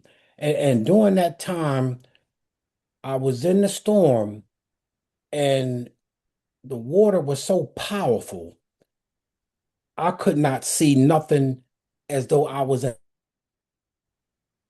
a cloud. And I felt my vehicle, which was a Traverse, and so it had some weight to it. I felt the wheels hydroplaning where it was coming off the ground.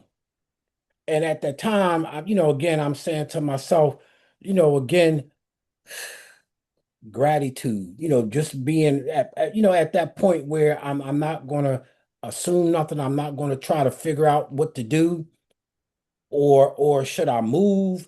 And something said move away from the tree. And when I turned my vehicle I couldn't turn it all away because I couldn't see. But at the same time, I knew that I moved a little bit. And what I saw was people running, cars trying to drive fast and move. And I'm just saying to myself, what does this mean? And I think that it comes back to me where there's things that we all see, things that we experience. But at the same time, that was something that really made me, meditate a little bit just to say thank you, to the creator, thank you to the ancestors, because there's times that we all go through a storm, but I've never experienced anything like that that made me again just have an appreciation for the elements, the force of nature, and realizing again that why was it meant for me to experience that? So, that's something that occurred yesterday, and I wanted to share it with everyone because, like I said, I never experienced anything like that, and it wasn't about fear, but it was just the fact that how powerful nature is. So I just wanted to share those thoughts with everyone. And Thank again, you. Thank you. You think it could be a response to Philadelphia is cleansing itself from July 4th celebrations? absolutely. When I think about it, in terms of just some of the things that we have been experiencing in Philadelphia, with all that they had planned, they had to cancel a lot of those events. Yeah. And again, whether it was, like I say, a Doom Day or Juneteenth, or especially the 4th of July, I mean, some things are shut down. And I just think that nature is speaking or revealing itself that we need to pay attention. And I think that yesterday when we were talking about the waters, that kind of just made me reflect a little bit, Ron, in terms of, what Charles acts, but there's just something in the water, man. Yeah, The eternal waters of the nun, bro, is real. very much. I'm done. Thank you. Ron?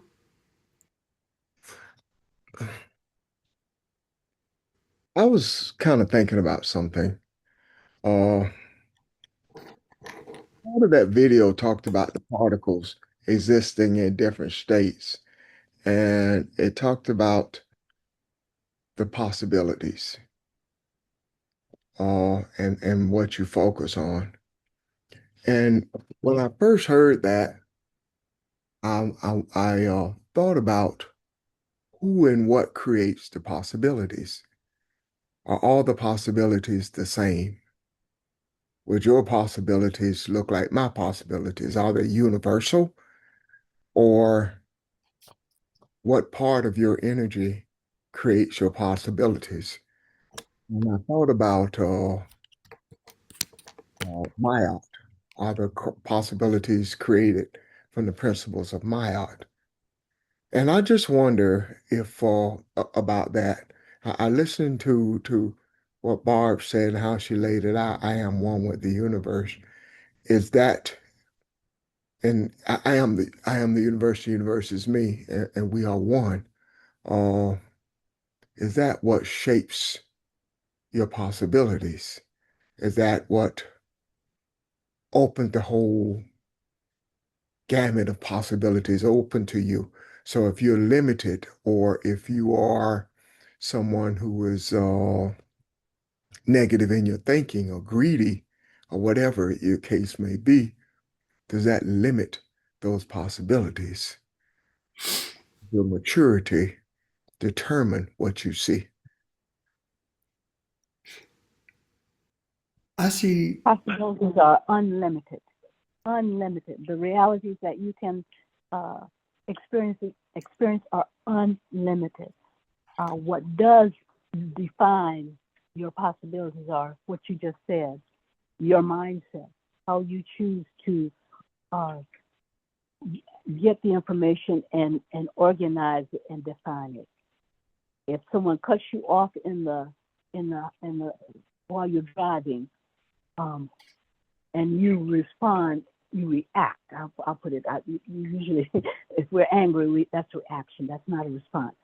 and you react to that, what you say or what you think in your mind, you just collapse the possibility of potential chaos rather than, oh, he must be in a hurry. I'll just let him go on about his business. That's a whole nother mindset and a whole nother reality that you create for you. So the response is that possibilities are unlimited, and you are the one who define which reality you live in.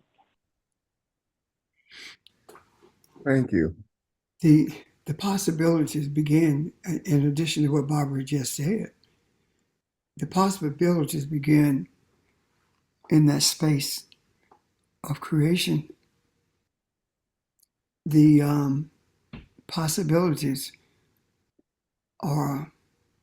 comes from the tree of knowledge of good and evil, as opposed to as well as rather the tree of life. And they are indeed unlimited. And the possibilities that we have as a people are unlimited. All of them are. Why? Because the first ones who had to make a decision of response to possibility was the first people on earth, right? Right, James? Yeah.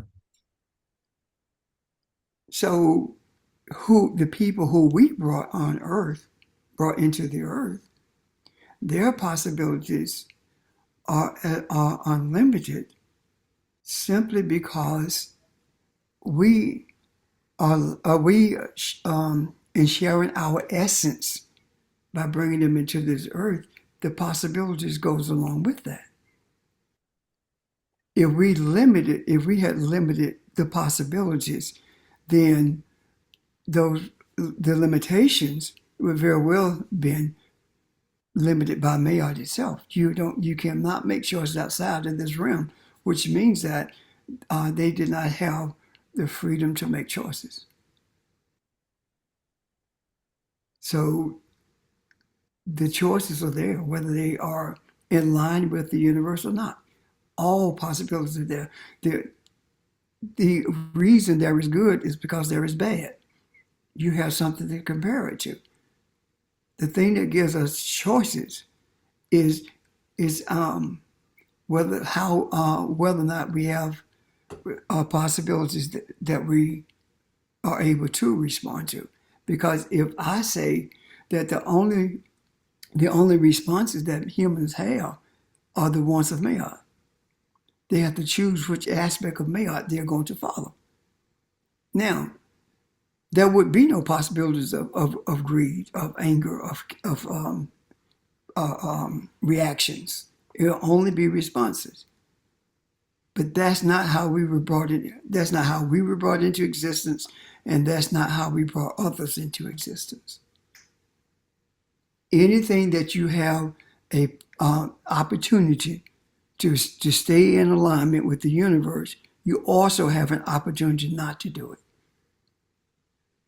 Quite frankly, I don't see, and Barbara, I want to ask you this, since you brought this, responded to in the beginning. I don't see gray areas.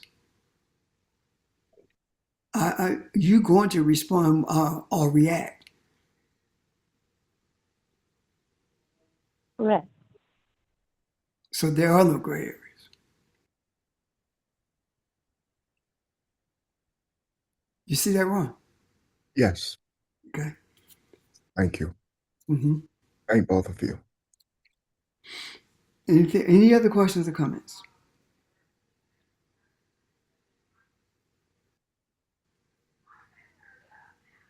Well, if there are no questions, no comments, well, I guess we'd be done to tomorrow evening. I did have one quick thing, Reb. I I wanted to kind of ask Ron, the question that, and I was a little late this morning joining, so it may have been answered. But your question from yesterday in regards to the energy and I guess courage and all the good things that you feel from us joining. But then sometimes outside of the circle, you don't have that same level of confidence. Did did did you get that question answered? Uh, kind of, sort of. I think it's something that's going to have to kind of come to me. Something I think is more of an experience more than an answer, if that resonates. Something I'm going to have to kind of come. Hey, Ron, would you say Okay. that is heavily depend on your desire too? I don't think it is my desire. I have the desire. I'm saying, does it depend on desire? For example, if you are comfortable in what you in the chaos you're living in, if you can become comfortable with that, then no matter how much you desire to for that to be different, as long as you give homage to it or you're comfortable with it, it's not going to happen. It's not going to change. Is what I'm saying. I promise you, this is not comfortable. No, I'm not talking about you in particular. I'm talking about people in general. Those of us who are in general deal with these things. Uh, it's Well, not. Com- yeah, that then I would agree with. I, yeah, I'm not talking about you. that I think happens all the time. Yes, I think first thing I think about is battered women or people in a bad it situation. is. You stay there because you've grown. Well, maybe not comfortable. Maybe comfortable is not the right word, but you've considered that this is the best that I'm going to ever be. This is all that I deserve, or whatever. And you never move from that place, or you actually feel like there is no place else for you to go. So So, yeah, I agree with that. and that's what I'm talking about. We have to ask ourselves: Do I? What do I believe about me? Do I believe that I don't deserve to be God or to be divine? Is it that I don't believe that I can be divine and I deserve to be beaten in terms of the abuse, or I deserve to be verbally abused, or um, I deserve whatever I get from work or from people in my life? When you express and really believe that you deserve to be who you were created as opposed to who what was created for you, your desires become stronger. Your desires change. Can you see that?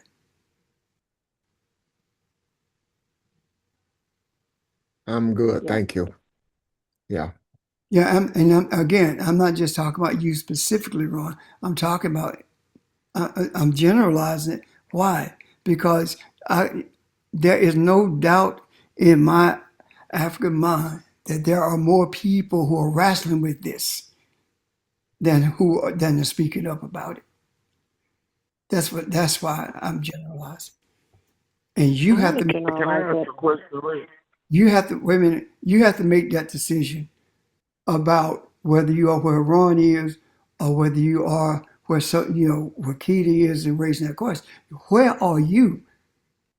That's the question you have to raise with yourself. And when you say, you know what, I'm uncomfortable with this. So the next thing is, so what am I gonna do about it?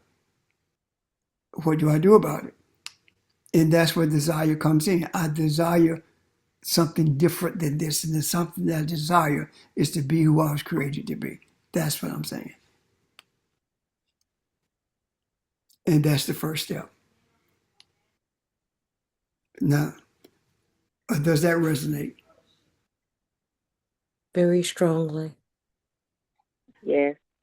Okay, thank you, Charles. Was that Charles? Who was That that? was who was about to It was speak. That was me. Angela. One was me. Say again? It was Angela saying yes, and Reggie, and Okay. No, somebody I'm else talking was about saying before too. that. I had a question. Oh, okay. Go ahead.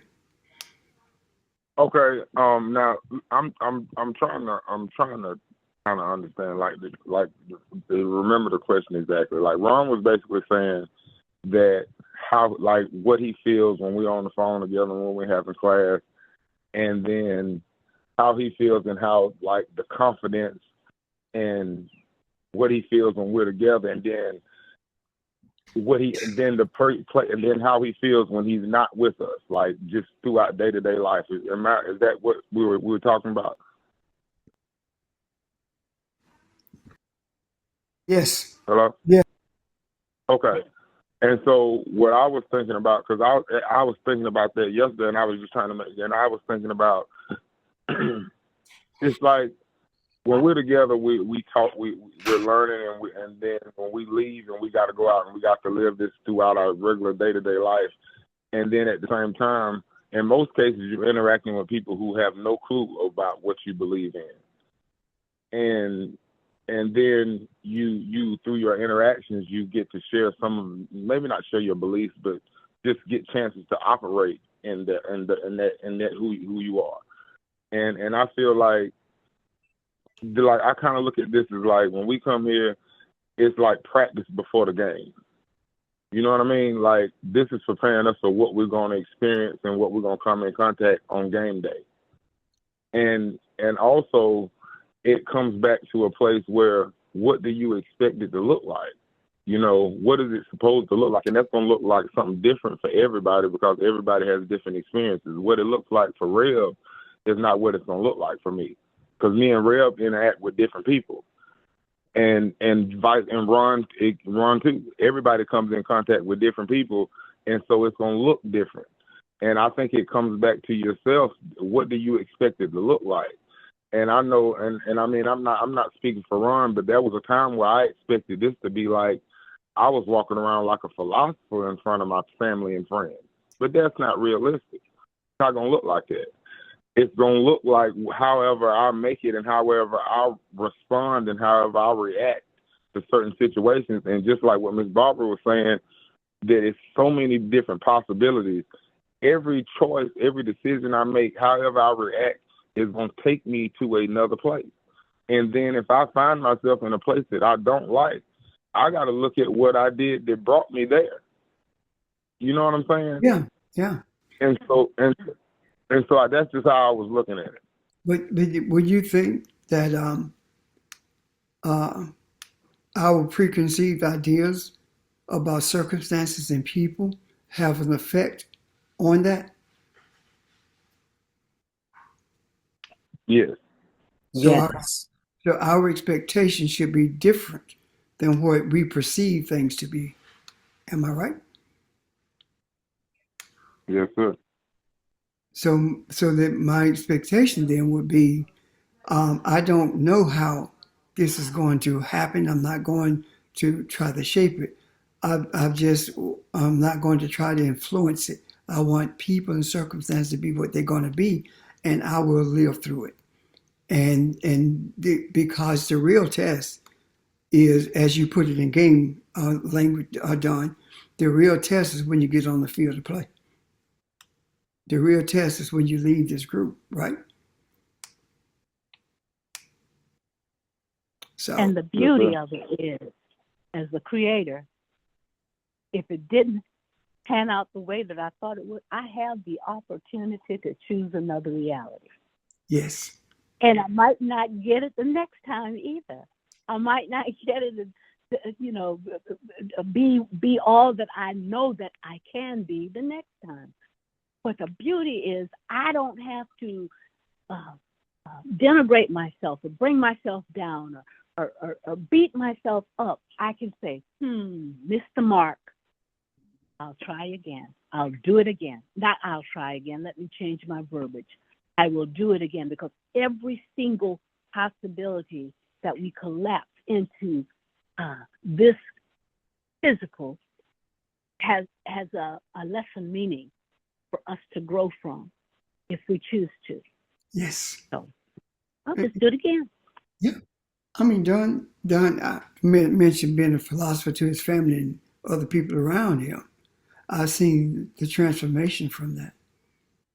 And that transformation that I've seen from that is that rather than Don, with people responding to Don when he tried to be that philosopher, rather than him responding the way he once did, the responses are different now. Why they're different is because at that moment with the philosophizing and stuff, he was judging people. Mhm.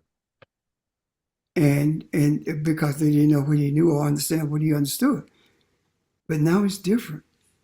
It's more of as Barbara do it, I'll do it again. It didn't happen this way, and rather for me judging it or rather for me explaining it to what I want it to be, I'm just gonna let it be what it is, and I'll do it all over again. And you get different results when you do it all over again. The different results may not work out, but the response is different, usually anyway. So, any other questions or comments?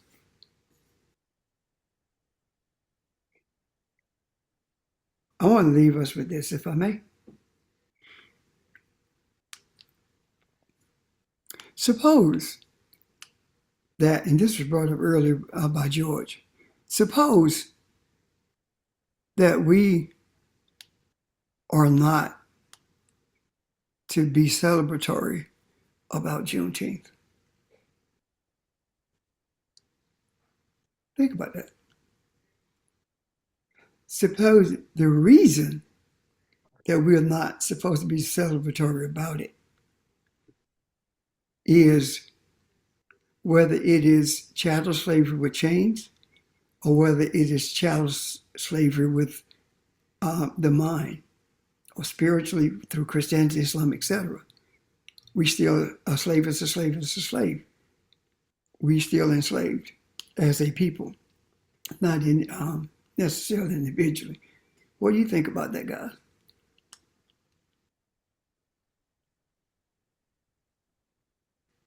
Reminds me a bit of Kwanzaa, honestly, in the sense that you gather and you reflect on the principles and the work that's left to be done. I mean, it's a moment of celebration and then togetherness, but also a reflection of what needs to happen. So, And I see those celebrations differently. One is celebrating the end of slavery. The other is celebrating the principles that we live by. Where slavery never ended, but the principles are still there, even during slavery. You see what I'm trying to say, Janice, or what I'm attempting to say? I think so. I mean, if slavery hasn't ended, like there's still more to do. Right. I feel like that's an opportunity to reflect on the more that's left to do. I'm not talking about the war as much as I'm talking about the principles that we live by, that we desire to live by. Those principles are there during slavery as well. That's what resulted in the Black Wall Street and the other towns around the country. Rosewood, all of it came as a result of those type of principles, even though we weren't calling it that back then. I just raised this supposition about Juneteenth. That's all. I wonder if it can be seen as a marker. You don't worship the marker. You don't necessarily have to remember them, but when you come back around to, just like Abraham did, I mean, you know, places he went, he created wells or markers or stones or something. Yes. And it's just a reminder, but a reminder can simply be that, a reminder. Okay. A reminder about the work to be done, a reminder about what has happened, and a reminder that doesn't necessarily have to be your future. That's all it is to me. Okay. Thank you. Think all. So is that basically saying, like you're saying, that none are free until all are free? Is that, I mean, like we shouldn't celebrate until that everybody is really free? Well, I choose to see it rather, as Barbara said, a reminder. And the reason, Don, is because of this. Juneteenth is about none of us are free until all are free. And I can see it in regards to none are free until all of us are free in terms of the physical chattel slavery. The chains have been dropped from us. And none of us are free of the chains until all of us are. And that is I can see it as a reminder of that. So again, I truly did not have any deep-seated thoughts about it either way. I just raised the question because that's what came to me when George spoke about Juneteenth. That's all. Hey, Pastor, Yes. I want you to know you probably finished with that. I want you to, give me more understanding when you said Abraham, when he was talking to his creator, and he was going to Sodom and Gomorrah, and he was telling his creator that if one or two, Got you. I got I you. know what it was saying. If they would understand or believe when you save the city, Yes. I want to understand that a little bit more because there's something there more than when you had said that. Well, That's almost like. Go ahead. Go ahead. Almost like what, Charles? It's almost like it's he was asking. It's more there, I guess, like Lot, would the city be spared? Because when they were, a lot of people thinking that it would. I know you had said that a lot of people think that he destroyed the city because of the lesbian stuff. I don't know if he destroyed the city or lack of not understanding. I think they just lost all mind of their creator. Okay. So help me understand this a whole lot more.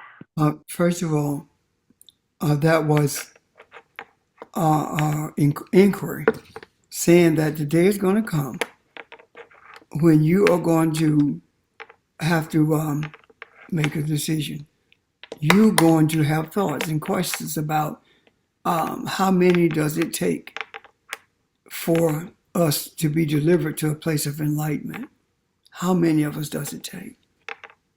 And the understanding of that is it only takes one of you to start. It only takes one of you for your eyes to be open, and other eyes will be open also. When it comes to that city being destroyed because of homosexuality, that's BS. That is the mindset of the European. That's what it took from it in order to be manipulative.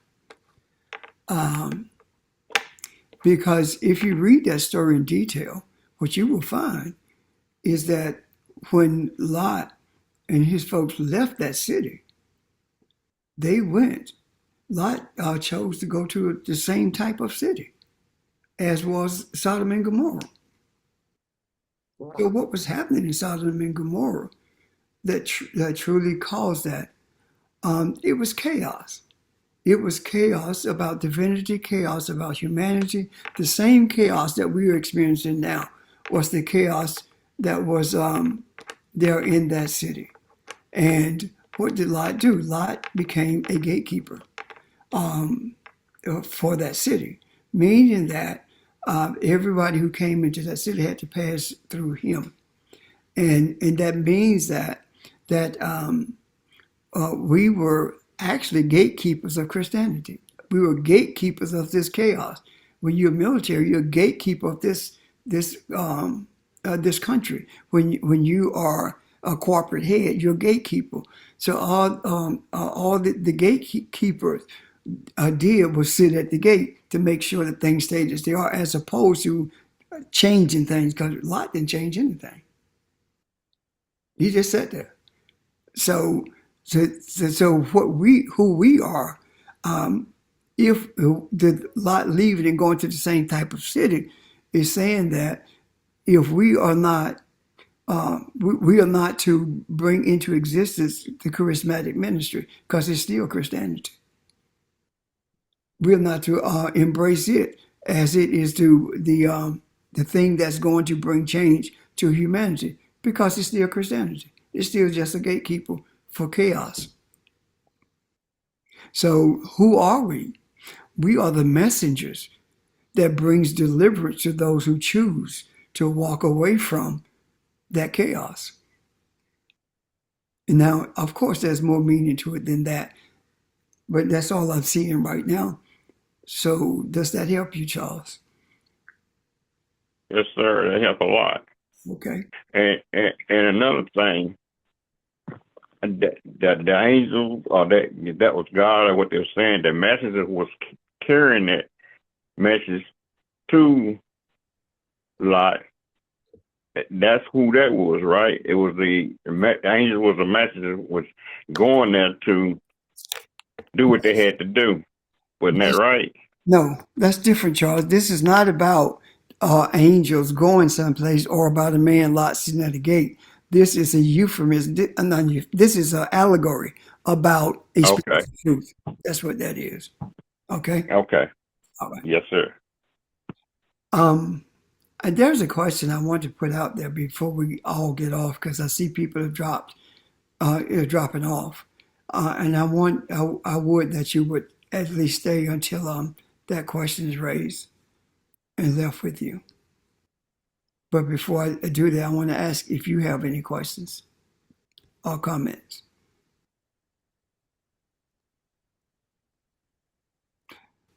My first question is my question rather, I'm sorry. Well, not sorry. I apologize for making that mistake. The question is this, and Barbara raised this question yesterday. What do you desire? She said, well, Barbara, restate your question, please. I'm not sure I remember it. I just know that based on what Charles just said, that, and you just said, we are the gatekeepers for what we allow into our consciousness, our city. And so what do you desire within the boundaries of your divinity? What do you desire and what do you allow? Because they're two different things. And the question, the other part of that question was this: what do you desire in the next 24 hours? Remember that now, Barbara Jean? Yes, I do. Yes, sir. I remember now. Ask yourself what you desire over the next 24 hours and see it come into fruition. You do this sincerely. What is it that you desire? The one thing that you desire, what is it? And let's see, in 24 hours, let's see what the response to that is. We will be back on tomorrow at 6 o'clock anyway. So let's see what that is. Okay? And if I can add, it's got to be just one thing, one focus, one thing. Because if you do several things, that confuses that sends up too many disruptions. Just the one thing. And there's a second part to that, and a third part to that. The second day, you attach emotion to it. In other words, if you see yourself getting that promotion, if that's your desire, and you see you actually literally see yourself doing it, focus on that entire 24 hours in terms of every time you think about something, make sure you think that thought. every time you do something. Make sure you think that thought. So you keep it in front of you, focus. Only that, one desire. The second day, see yourself there and be grateful for it. Think about it. Be grateful with certainty. I am grateful for this opportunity to get this emotion, this promotion. And feel it. Feel it like you're already there. Feel it like you're already walking in it. Feel it like it already has happened. Do that for what? 5 to 10 minutes, 3 times the next 24 hours. Just actually, literally, take that time period and just feel it. What does it feel like just to have what it is you desire? And then third day, no contradictions, no doubt, no uncertainty, no complaints about, well, I guess it's not going to happen. Because don't allow yourself, no fear, no uncertainty. Let's say just, even if you talk to yourself and remind yourself, I'm not going to doubt this. So those are some basic things you can, and what happens is that changes the quantum field, that changes the energy, that changes the environment, and you're aligning your head, your heart, and your behavior with what the universe already wants to give you anyway. The universe wants what's best for you. That's what the universe wants, because you are the universe. So see your best self, but take it one step at a time. That's all I'm saying. Got that, guys? Yes. Hello? Receive. Yes. Okay. Yeah. Yes. Yep. Got it. Let's do that, and then tomorrow we'll talk about it, okay? Okay. You guys, thank you for your presence and the presence of those who had to go away. I believe that the energy, there was a reason for it. The energy that we put out there in the macro had covered several different areas, and we are appreciative for that. So enjoy the rest of your day, and we'll see you tomorrow at 6 o'clock. Peace. Take care, family. Bye. Pastor, could you hold Bye, on? everyone. Could you hold on a moment? Yes.